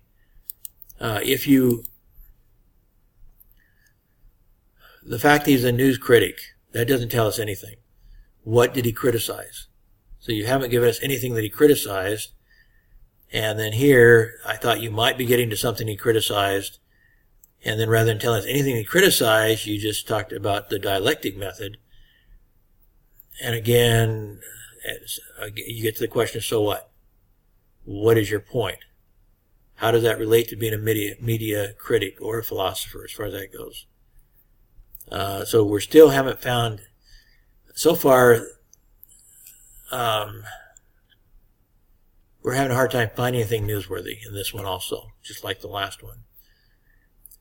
So some more people explained how the attributes are applied in speech. Which attributes? At this point, you're talking about attributes, I guess, up here, the 8 attributes. But you've broken it up with 2 paragraphs about Plato. And so that doesn't make any sense. Now you do wonder, well, which attributes are you talking about? Because you never gave us any reason to think these attributes were important. Therefore, you gave us no reason to think we should even remember them. And so at this point, you're having to go back. Which attributes? What are we talking about now? So we go down then, okay, are they going to explain some more attributes here? The invention of movable type press in Europe by Gutenberg marks the start. It marks the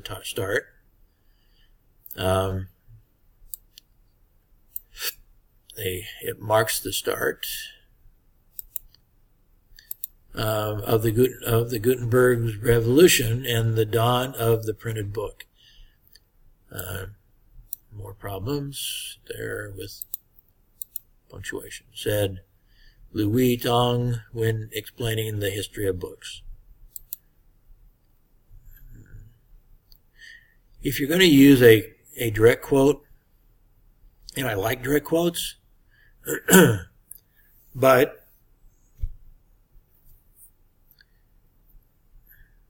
this is something that most people know about. They know about Gutenberg. And so you're kind of, again, is it newsworthy? Dawn of the printed book. So, okay, we'll go over there. Now what? So what? You get back to that question, so what? So the teammates said, they explained their findings on the modern ebook and how it affects physical books as well as the influence of the books in different aspects. that again is more of an about paragraph. It doesn't really, what are the effects? So basically you get through this and there's still nothing newsworthy. So far, nothing to give anybody a reason, the average person anyway, a reason. Most people in the world, I think, know who Gutenberg was. So you have nothing new there. This is more of an about paragraph here.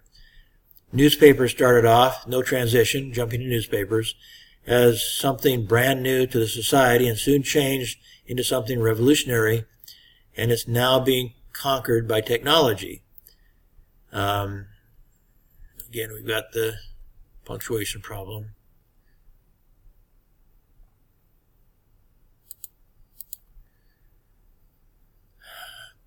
Okay, so let's go on to the next one. I'll come back to that in a second. I ponder that one a little bit. Her team presented their findings on the start, the rise, the decline, and the impact of newspapers.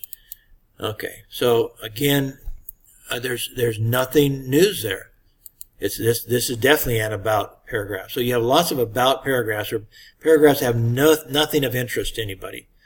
You're basically saying what people talked about and giving us nothing new in all of this. And we're still, this is more or less the same thing here. I have my doubts about the accuracy of this, but I'm going to ignore that one for now. When you get to all of this, there's almost nothing in this of news value. This part here, even, I let it alone to begin with, but now in context of everything, it didn't take you anywhere. So again, at the end of this, the question becomes, so what? So what? So if you had developed this, maybe there's a so what available. I think there is something so what available, but it's not discussed in the story anyplace. So if you're going to put these bullet items, and you're not going to, they're complete bullet items, but it never gets to the so what. 6 core concepts of media literacy. Well, first off, people aren't necessarily sure what media literacy is. Now, media literacy to a large degree does actually relate to the stuff you were talking about up here. Okay. I'm just going to grade it. Most of the story, there's nothing interesting in it. It's a lot of about sentences, or sentences with very, very vague stuff in it. When you did try to get a little bit of clarity perhaps in here, as far as content, it was actually still not very clear. Some poor quotes, you still don't get to the so what. We should analyze news by who is saying it.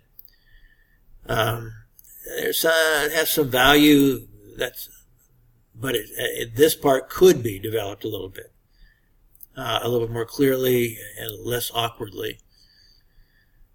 So, yeah. Again, this is most of this entire story is just vague, and no detail that anybody would say, oh, yeah, that's interesting. Oh, yeah, wish I'd gone to that conference. It's just not here. I think a large of it, part of it is probably that you didn't take very good notes. That's why I keep harping on everybody, take notes. And most people are not taking notes.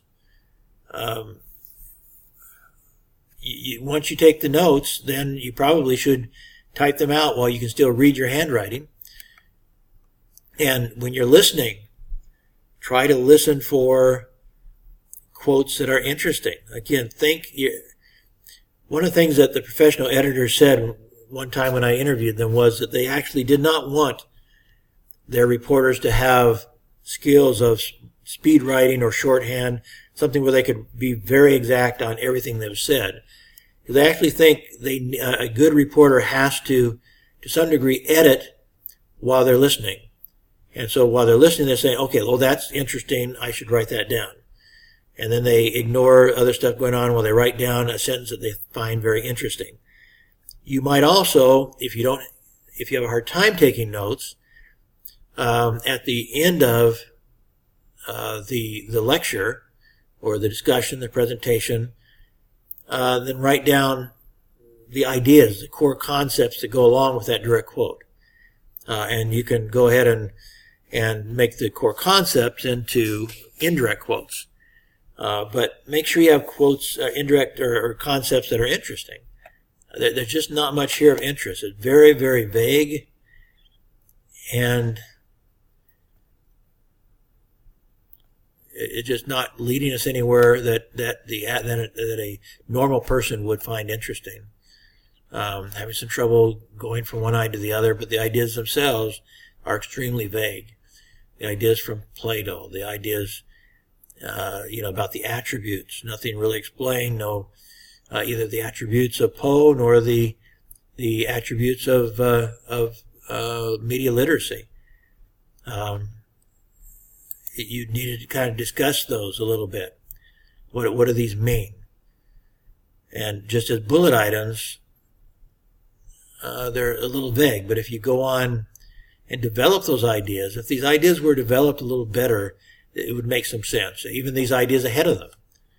But there'd probably maybe at least one more paragraph after them as well. And these paragraphs need to explain in a little bit more clearly why these attributes are important and why media literacy is important. What do you mean by media literacy? Again, that's kind of a vague term that a lot of people don't understand.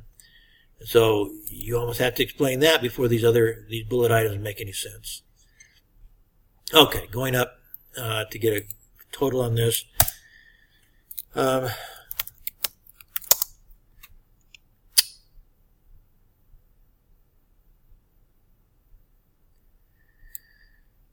This is anyway, it's a weak lead because it just doesn't make sense. It's not very clear. Some of the others were clearer. I'm going to go down a little bit. It's partially a grammar problem, but it's also just clarity. What are you talking about here? It's too complicated. It's too complicated to understand what you're talking about. It's complicated. The problem with quotes and attributions. Actually, I think you handled that kind of okay. Except for this sense that you have a lot of about, and that's under this section, is where you have about sentences, where people talk about something. So that's where I guess I would discount this area.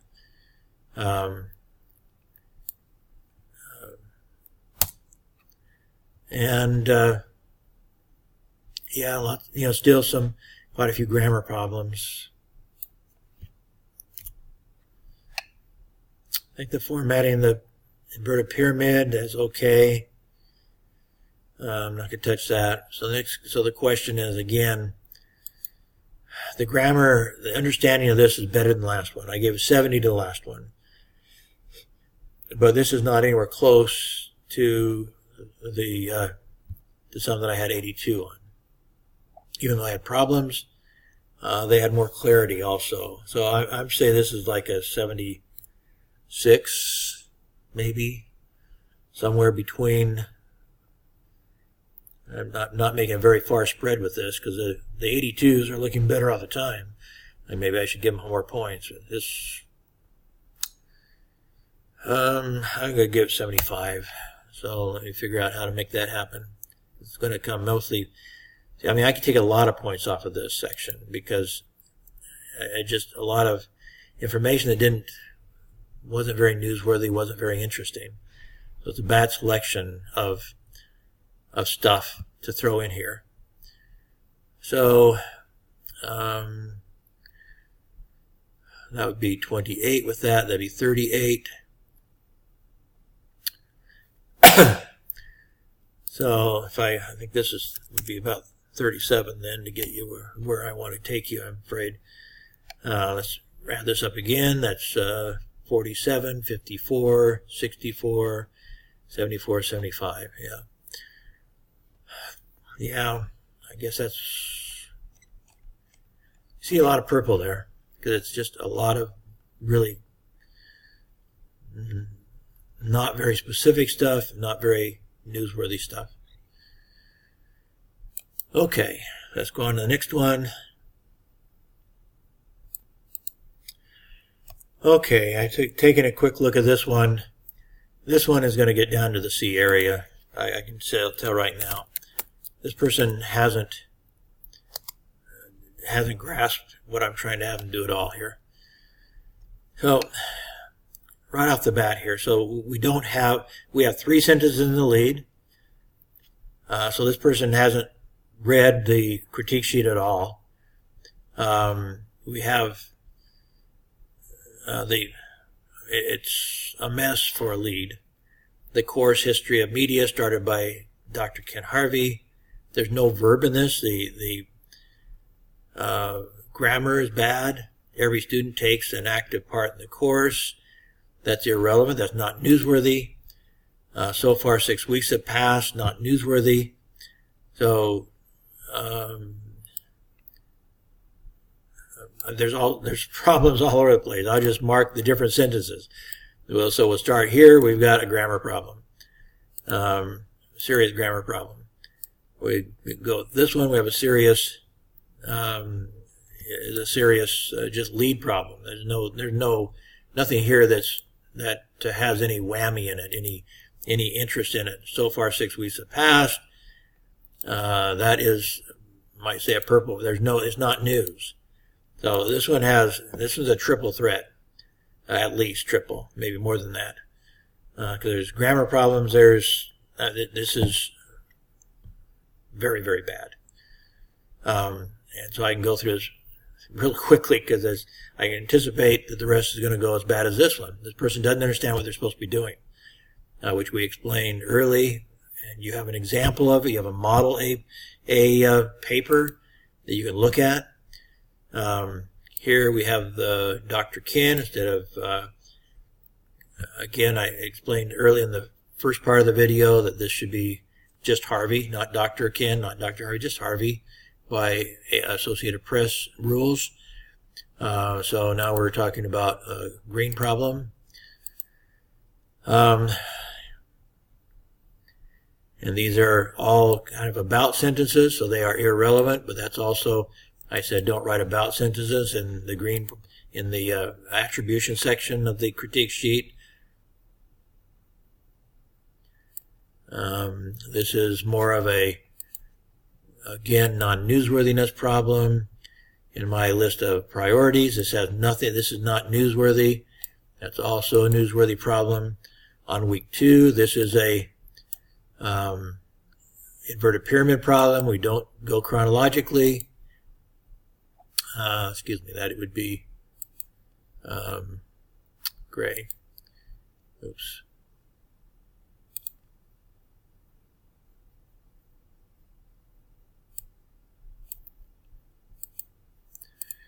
Dr. Ken introduced students different methods of note-taking. Again, this is not newsworthy. So this is just kind of like it's nothing that is supposed to be done. So the person did not read the critique sheet at all, didn't read the model that was given, didn't ask anybody, probably didn't come to class, or maybe doesn't have good enough English to understand what we're talking about.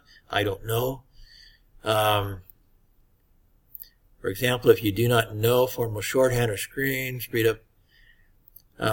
So this is probably more from the crash course. They just it doesn't include the scenario of the conference. So all of this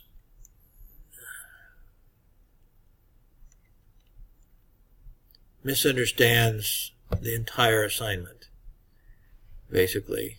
And it's explained many places. Explained in the syllabus, explained in the critique sheet, explained in the model sheet, explained in my lectures that are all recorded, that you can also see the transcripts from. This person maybe didn't attend class the first 3 weeks or 2 weeks or something, which put them way behind, and that's a problem. But it has to be their problem. It can't be my problem. If they don't, they apparently did go into some of the crash course, or at least in the PowerPoint that I gave when I explained what we're supposed to be doing, how we're supposed to be writing in news fashion.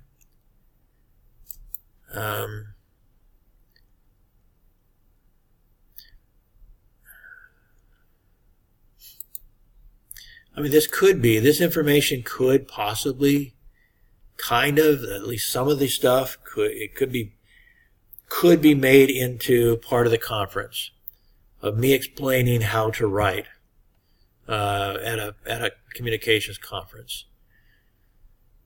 But it's not clearly written at that. It's not here's like to us. So this is all without putting it into the context of a conference, then it's not written right for that either. So here is the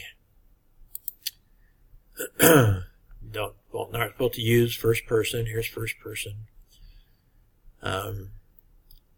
So while some of this could be into a conference presentation, the whole approach to it is such that it just makes no sense in the way it's presented here.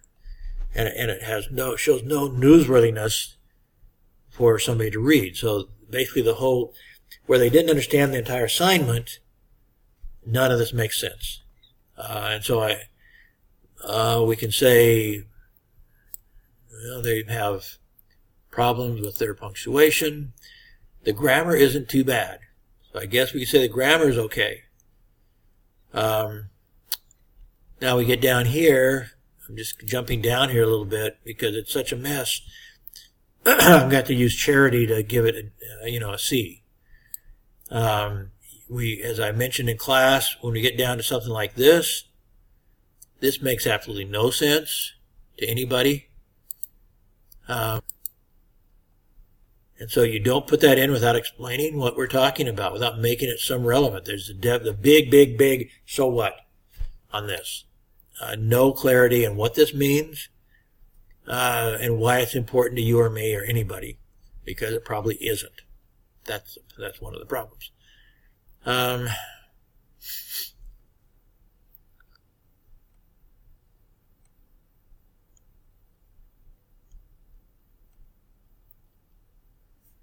There will be another presentation in week 7. They will talk about something else. There's very little in this that has any newsworthiness, which is the whole point of this assignment. Well, this person does not understand the assignment at all, and I can't give them a good grade because there's nothing here that makes sense because it's not the assignment. We have no lead, we have no complete lead, we have nothing that's particularly newsworthy. It could be, you could take some stuff from how I explained how to write news stories and possibly make that make sense and make it a little bit newsworthy. But this formal shorthand and screenwriting is not something that the average person is going to care about. That definitely makes no sense. About note-taking, why do you need note-taking? You haven't explained why you need note-taking. So that would make no sense to a reader, why you're talking about note-taking. And not enough detail, again, just nothing in here that would make sense to a reader. So it's charity to give this any points. But I don't want people to get so far behind. I want them to give up. I want you to understand this is not the assignment. You have to look at the other assignments that I've looked at so far. And so putting it down in the C range, we're talking about 65. And so, again, lots of places where I could take those points because basically this isn't the assignment. I could just easily give it a 0. But I don't want to do that. So I'll just start taking some away till I can figure out how to get to 65.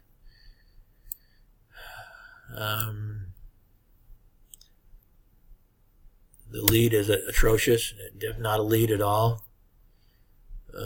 The quotes and attribution, a lot of problems with that. I'm just going to put 8 though and make it come out to, well, maybe here, actually make it, how would I make this add up here? 15. I'm just going to call it a 10. Try to make this add up here. Okay, so we've got, and the rest I'm just going to take from, it's not newsworthy, it's wrong, you know, it's first person, stuff like that. And I might as well just take it out of here. So we've got 25, 35. So if this is worth 30, I think that gets us to 65. That's 40, 48, 58, 65. So anyway, so basically to get a C, you pretty much have to, and again, in the next assignment, it'll be worse than this. It will be worse than 65. I'm not going to give you a 0 if it's this bad, but it's not going to be a 65 again. So you need to figure out what it is you're supposed to be doing here. The other people so far that we reviewed, they all understood their assignment at least. They may not be very good at it yet, but they understood their assignment. So you need to pay attention to what the assignment is, read the critique sheet, read the instructions, listen to this video certainly, perhaps the previous videos as well, to understand what you're supposed to be doing. I'm jumping ahead to the news story 12 that I picked out. It just happened to come up, whatever, no particular order anyway. This lead is kind of okay. In this modern age, audiences are active rather than passive participants. You choose what you consume, said Dr. Ken Harvey. This is the case, again, it's kind of a different sentence here. At the very least, you need a semicolon here instead of a comma.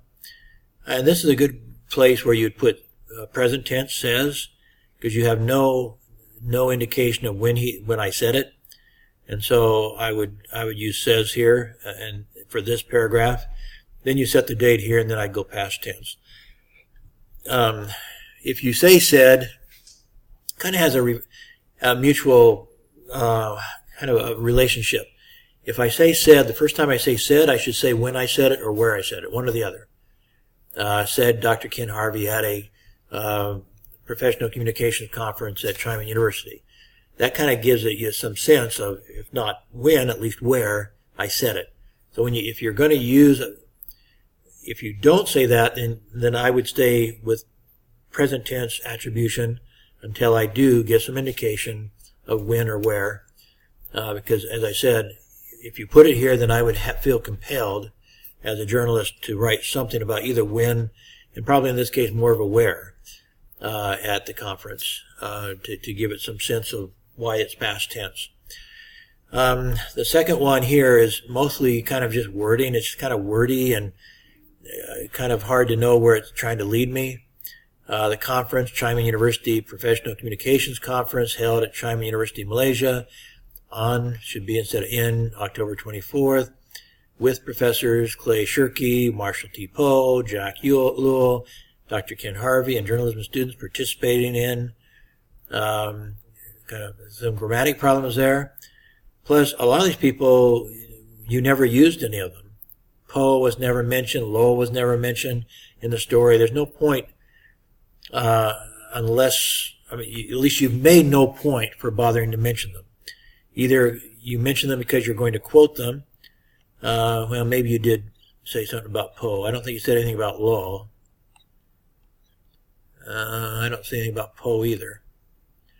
So you mention them there. You first off, if you're going to mention them, and if you're not going to say what, you at least should say who they are. Give us some reason why you're bothering to mention, like these, experts from America, some reason why it's relevant to the reader here in Malaysia to know that this Marshall T. Poe and Jack Lowe showed up to this conference. If you don't tell us, then don't tell us at all. There's no reason to include them unless there's some reason why it's important to us. The fact that they're American experts that visited here, let's say, that might have some news value. But since you're not quoting them any place in the story, very, very little news value. So Dr. Let's see where we picked up here. Speakers at the conference gave an in-depth insight into media culture and 8 attributes of different media have. Also explained how social media can make history. So none of this stuff is very newsworthy. So it could also be put in the purple category. And it definitely is not newsworthy if you never bring it up again. So you say we talked about 8 attributes of different media. So where is here it mentions 8 attributes. Then what? There's no reason to mention 8 attributes unless you tell us why it's important. You go back, so what? So what? So what? So what? There are 8 attributes. You don't tell us what the attributes are. If you did, I'd criticize that unless you told us why, what they mean. And if you did that, I might criticize you for that, for not telling us why they're important, because they probably aren't. So if they're not important enough to mention in the story, to expand on in the story, they're not important enough to mention at all any place in the story because they're irrelevant. There's nothing innately interesting to a reader about there being 8 attributes. There's nothing there. Especially if you're going to have no further in-depth explanation of what you're talking about. Here, the next one, I'm marking a lot of purple here because a lot of the stuff is just simply more or less about sentences. They don't give us any reason why it's important. So the internet gives us many-to-many pattern in communication. Clay mentioned. Actually, his last name, his family name is Shirky. Shirky said, not mentioned, said. It is the first big change. First big change of what? For the second big change, media is increasingly less just a source of information and is increasingly more a site of coordination. What is this? I understand what you're talking about, but an outside reader would have no clue what you're talking about. It's too complicated a concept that if you're not going to spend more effort in explaining it, there's no reason to even bring it up because there's nothing here for them to put their hands around. Or put their minds around, I guess we might say. They don't understand they can't understand what you're talking about. They have some idea about many-to-many pattern, maybe, but out of the context that the one-to-many attitude or one-to-one, one-to-many, without explaining more detail, that paragraph doesn't mean anything to an outside reader. What's more, he pointed out that even if new generations know how to deal with the internet well, the internet is still changing the pattern in the media landscape that audiences are used to. I don't even know. I don't quite understand what you're trying to make with that sentence, let alone somebody from outside the class. I kind of have a vague feeling, but no so what to it, let me put it that way. You mentioned me already in a previous paragraph, so you don't need to mention me again here. And again, if you're not going to quote them, there's no point listing all their names. Only list the names of people that you're going to quote. There's no reason to mention the other ones. They gave an in-depth description. Again, this is an about. They give a description about something, but you give us no details to make it interesting. So it's not newsworthy. In order to further explain this notion, Tan showed a video, which is about prisoners who were confined to a cave. Nobody knew the outside life until one day a prisoner got out of the cave and saw the real life and outside world rather than they were told mechanically. I defy you to show that to anybody and have them explain back to you what that means. If they have not seen the video, that is just too vague. It's one reason that we don't quote quotes and we don't try to retell a movie. It's just, you can't understand that movie by that description. There's just nothing there, not enough detail for somebody to come up with a viable image in their mind of what that movie tried to tell us. The notion fits well with what Harvey said in the conference: active audience than ever before. Grammar problems there. The audience is more active than before, you might say. To think independently can stimulate creativity. Passive learning may learn to another wrong way. Lots of bad grammar there, meaning that it really doesn't make sense to me and you're quoting me. Next sentence is okay, but then it doesn't really. For example, you bring up e-paper. E-paper is going to change things dramatically within the world of books. What is e-paper? I know what e-paper is, and that may be an accurate quote. But unless you explain what e-paper is, I doubt that most people in our class knew what e-paper was, and until I explained it to them, I'm not sure, maybe I didn't explain it very well, but to just throw it into a sentence like that doesn't, again, do any good. You have to give them some idea of what e-paper is like. And so you'd have to go into some description of what e-paper is like. You can't expect people to just guess what e-paper is. You can't do it. So that makes that paragraph pretty much irrelevant. Nothing newsworthy if you don't explain what you're talking about. Don't give enough detail for them to understand.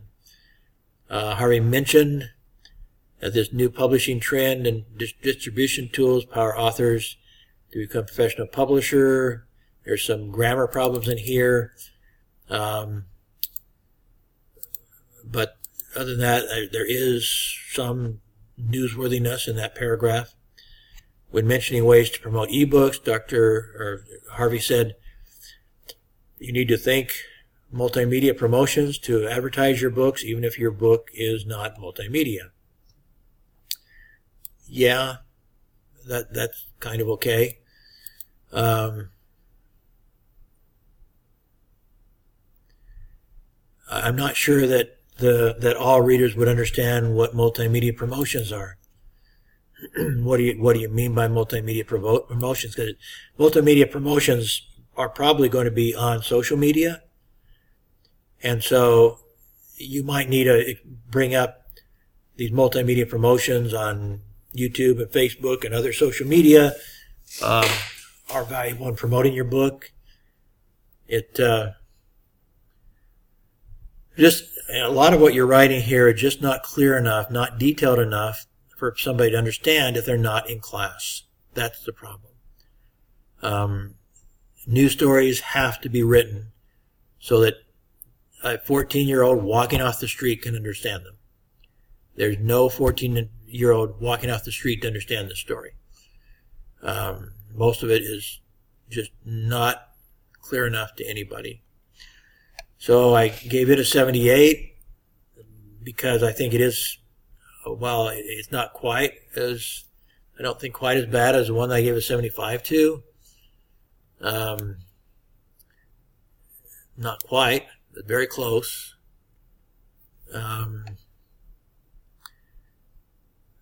There aren't as many grammar errors in it as in some of the ones we looked at that got bad scores.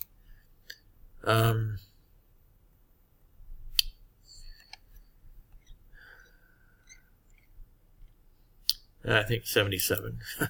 I know I'm nitpicking at one point at a time, but it's awful close to getting the same score as the ones that had 82. And I may have to go back and make those 82s at least 83 or 84, even though that's still an A minus. It's a few more points. But the fact that I graded them first is part of the problem, that I maybe graded them too harshly. Although, again, in the next assignment, I will be grading them harder than that probably. Now I'm trying to make you understand, everybody understand what I'm looking for. So, anyway, with this one, the main problem is, again, giving clarity and flow, making it a news story that somebody can understand who's walked off the street and not in our class. That's the challenge. That's one reason, again, why you need to understand that, even while you're taking notes.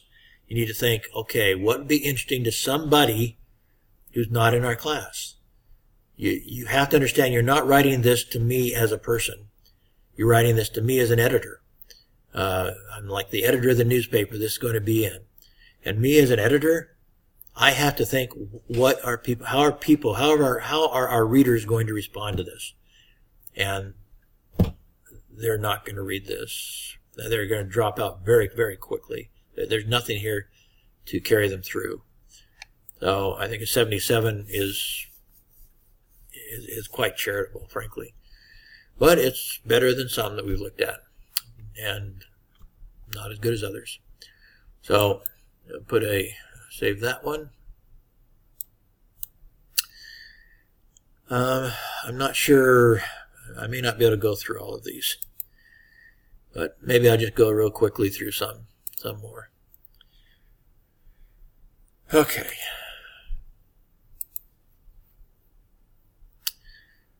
Because I'm taking enough time to go through this, it'll be another day or so. I'll try to get all of your papers scored tomorrow.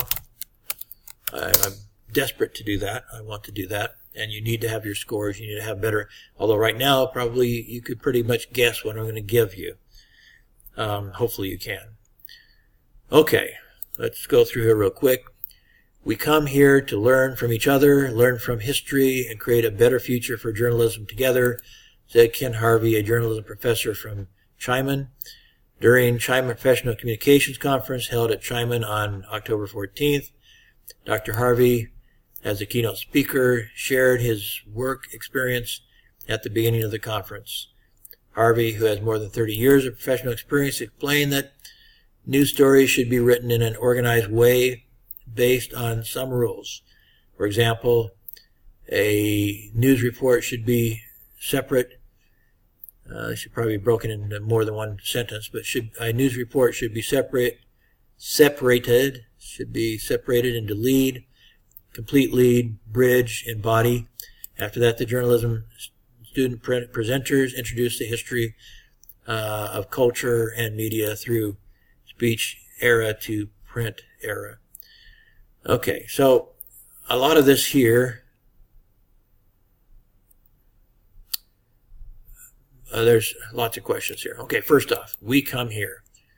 You don't say we unless it's a direct quote. And this isn't a direct quote, so you should not use first person in an indirect quote. That's for direct quote purposes only.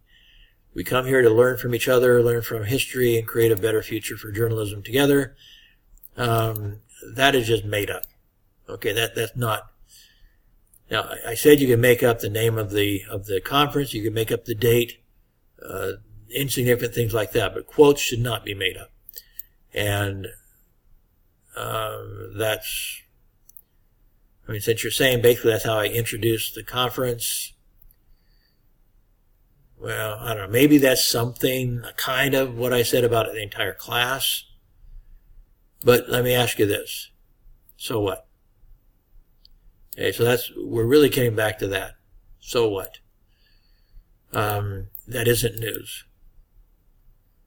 It's a report for somebody who maybe was there, but it's not news for somebody who wasn't there.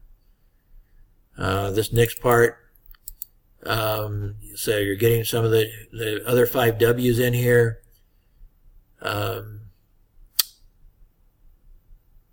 And probably since the only thing that really matters here is 30 years of professional experience, then probably you didn't have to say he shared his works experience.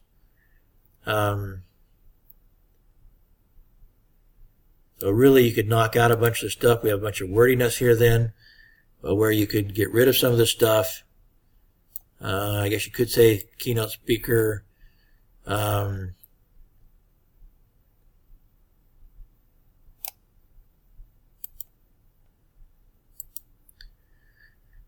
Like you put a comment here. We're not using courtesy titles, so we'll get rid of some of the stuff. So you could say Harvey The keynote speaker, all the way down here.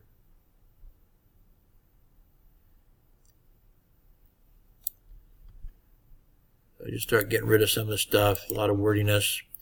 The keynote speaker, so maybe you make a separate sentence, has more than 30 years of professional experience. So maybe put in a period in there. But this last part, explain that news stories should be written in an organized way. It's just not giving, and this idea of that should include complete lead bridge to somebody who's not there, who hasn't heard what that means. That means nothing. Others presented the history. That's still kind of an about sentence.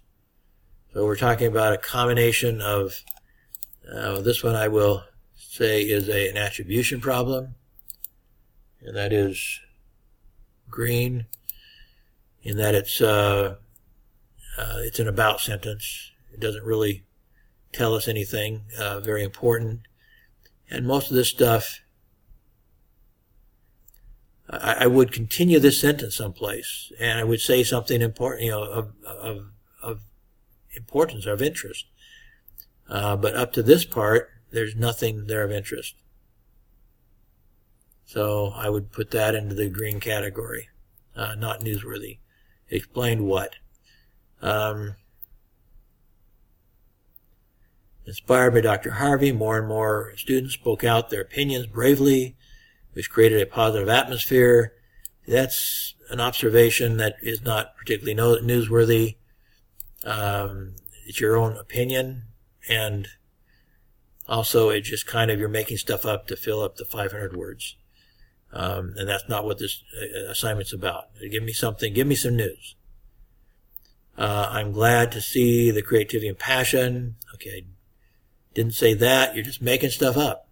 Okay, just to fill up the words. During the presentation, student presenters explained that mass media has greatly influenced, or has great influence on social media and human thinking, which means that mass media is making an opportunity for different cultures in the world to communicate with each other. Well, I'm not sure. You kind of have two different ideas there that really don't mesh together, and so far you still haven't gotten anything interesting. Still, there's no news, it's too complicated. Like I say, you're going kind of from one idea to another idea that don't mesh together. They just don't mesh together here. So far, there's nothing in that paragraph that is of interest so far. Meanwhile, they also explain the reason why the speech era, manuscript era, and speech era happened one by one in human history, is that human gradually developed technology and broke the monopoly. We're getting back to whether you should even be quoting Poe at all, or even even related to it. Again, someone from outside would not understand what you're talking about by technology. How is speech a technology? How is even manuscript? How do they consider that a technology? You don't have enough detail there to explain why speech and manuscript involves any technology. You're writing with a pen, they wouldn't consider that a technology. They wouldn't consider speech a technology. So that makes no sense to them. To think is to be active. Passively is the death of the mind. Plato told us that dialectic and reasoned discussion is the method to get the truth, said Chadi's time.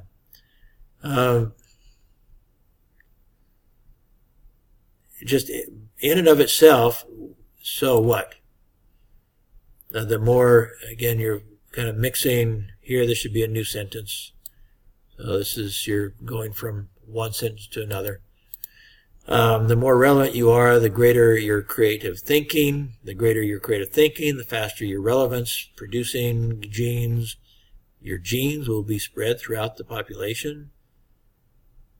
Well, let me put it this way.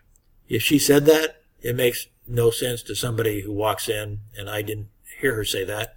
At least I may have just lost track of it altogether. Here we have some more grammar problems, just going from one sentence to another sentence to another sentence. and putting commas between them instead of periods. This whole paragraph, unless you explain it better, it makes no news sense. There's no newsworthiness. Tracy. Do you have a last name? Again, did you introduce Tracy? So again, no, you can't do it that way. So that's a green problem, an attribution problem.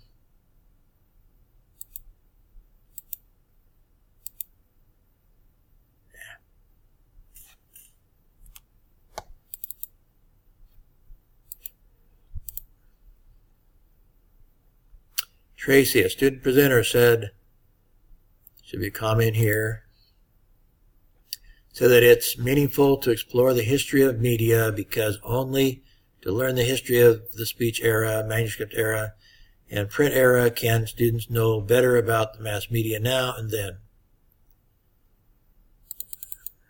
There's still just nothing here that is newsworthy. You haven't told me anything that would cause me as somebody outside the class to want to read this. You've given me nothing inspiring, no aha moments, nothing that I'm finding interesting. Russians have a nice expression. The word is not a sparrow. Once you let it go, a word is not a sparrow. Once you let it go, you can't get it back. This means that once printed text escape to the public, they cannot be easily retrieved. Okay. And again, so what? What is this? What is the relevance of this to the reader walking off the street?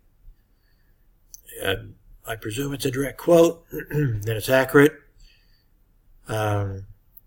But you have to put in some context that makes it relevant. Same thing happens in the mass media today. Actually, the flow of information relevant closely to the freedom given to media industry. Okay, this is garbled grammatically. Once a piece of news is free to be spoken out, it will spread among people all over the world in an unbelievable speed.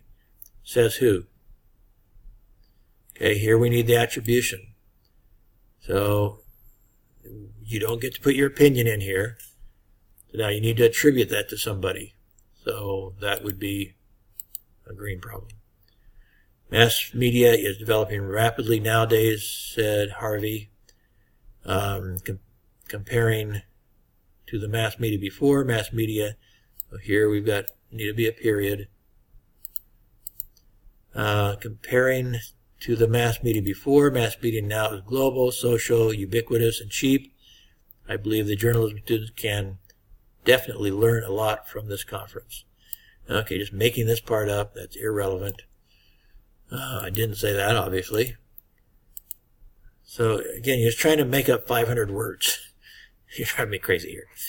And this quote is mostly a quote from what's his name? On the video, but I might possibly have said it out of my mouth too, even though most of it's from him, from Clay Shirky. But things aren't tied well together. We have some ideas here that could flow into a story, but most of the ideas, you don't tell them in a way that would attract would be clear to somebody who's not in class or would be interesting to them. You have to think of the person outside of class. Why would they, first off, will they understand what you're writing if they haven't been in class? And will it be interesting to them if they have not been in class? And the answer to most of this is no, no, no, no, and no. There's not much here. There's some stuff, but it right from the very start, it just kind of rambles through and doesn't lead us to anywhere clear. making up quotes just to fill in space, to add up your words, and almost no details in here at all about, again, that would be of any interest to anybody. Again, this is kind of like in the 78 range.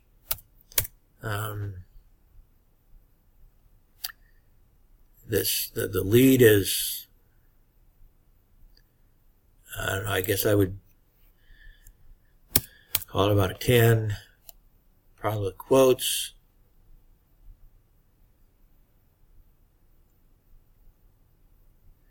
I think I meant this green, not as green, or not as green, but as purple.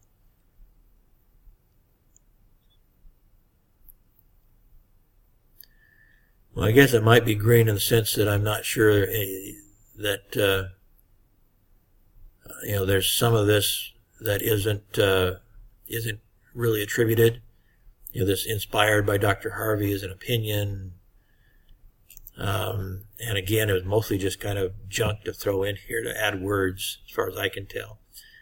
So I don't know, green and violet.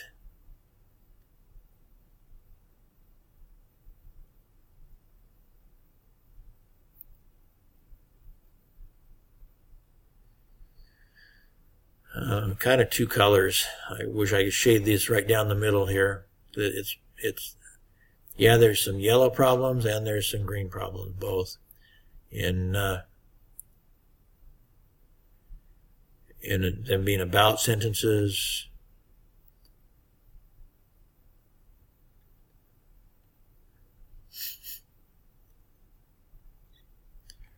I'm going to leave them green, but they could just as well be purple too. There's nothing newsworthy in there. A lot of stuff just made up, fill in space.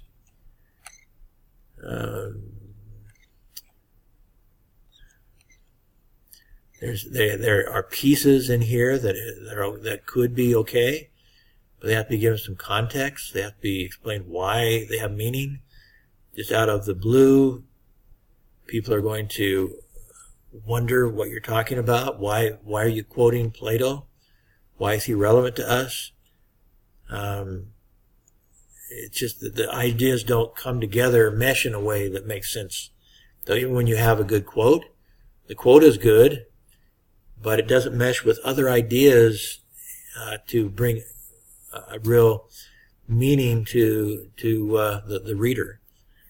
And so so even though it has some good paragraphs, a few of them, they end up not being worth much by themselves, isolated on an island without any meaning. So I think I'll go back to 77, and I'm not sure about that.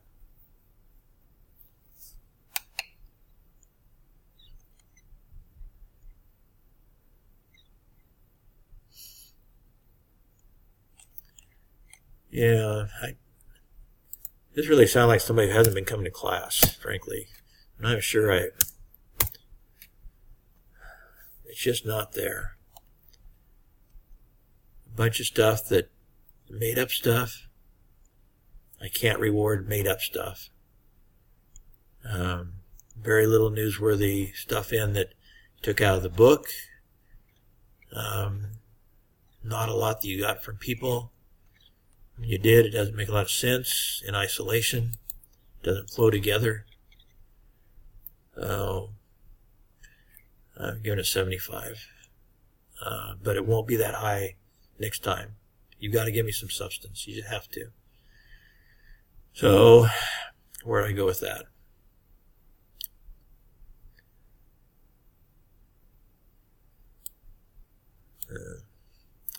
Again, a lot of stuff I could take points off at different places. But the lead doesn't, it's made up, so I can't reward the lead. And it's not newsworthy besides, there's no hook to it. Problems with the grammar, definitely.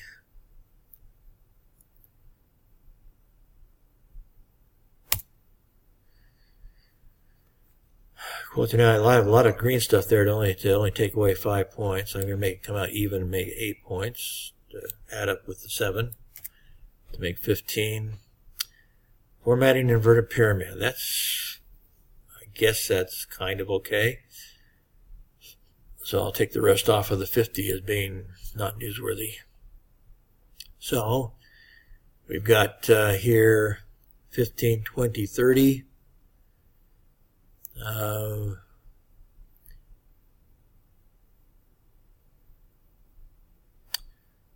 Well, I don't know, that doesn't make any sense to give you 45 with a story that doesn't have any newsworthiness. Because I think that's what would add up to 75. 55, 62, 70, 75. Either it's not worth 75 or I've got to figure out someplace else to take them off. I can't give you 45 for this for being newsworthy. Go down to 40, bring this up to 10. Even though it's not a good lead, it's made up. I'm going to take a few more points off. I can't make it come out to here. Because you're making quotes up, so you're making stuff up that you shouldn't be making up. You're not newsworthy on it.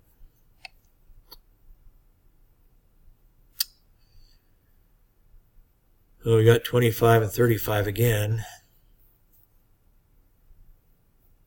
And so this would be, what, 37?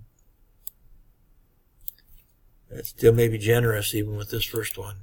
I just don't expect this good of a grade if you give me this next time. 25, 35, 72. Okay. I think I'm making this video too long, so I think I'm going to quit now. But you have a sampling of from 65 up to 82. I might actually go back to 82 and make them a little higher, just because in comparison to some of these that have, at least I'm going to look at them again and maybe consider putting them up a little bit. They had good spelling and grammar, good flow. They had some newsworthiness. They had some other problems. I'm going to look at them again. And so they might get a little bit higher. I'm going to stop the video and let you know whether I'm going to raise them or not. Just a second. Well, in reviewing Report 1 and Report 2, I ended up bringing Report 1 up to 84. It's still an A-. I brought it up to 84. I left the other one at 82. Anyway, I'm going to finish this video. We've gone on too long, 2 hours already. But bottom line is you're going to have to do better to get a better grade. I'm going to be grading harder than this in the next one. So you should understand by now what it is I'm looking for. And and then of course for the final exam you need to do better still. So hopefully all of you got something from this. I will get you your individual grades in the next couple of days, and then you have time to go ahead and give me the next report. I changed that date again till next Wednesday, whatever date that is. Let's see, Wednesday will be, tomorrow is the 2nd, Wednesday's the 3rd, so it'll be the 10th. So on Wednesday the 10th, you can hand me in the next paper. And then again, your final exam, your final paper can essentially be just the combination of the two, but improve them. Improve them, look at what I've explained and improve them so you can bring your grade up. So I'm not just going to take the two papers, or I don't want to, just take the two papers and give you the same grades all over again, or maybe worse grades because you didn't improve them. I expect improvement. And so please do so. Okay, so I'm going to put this up and start grading all the rest of them individually.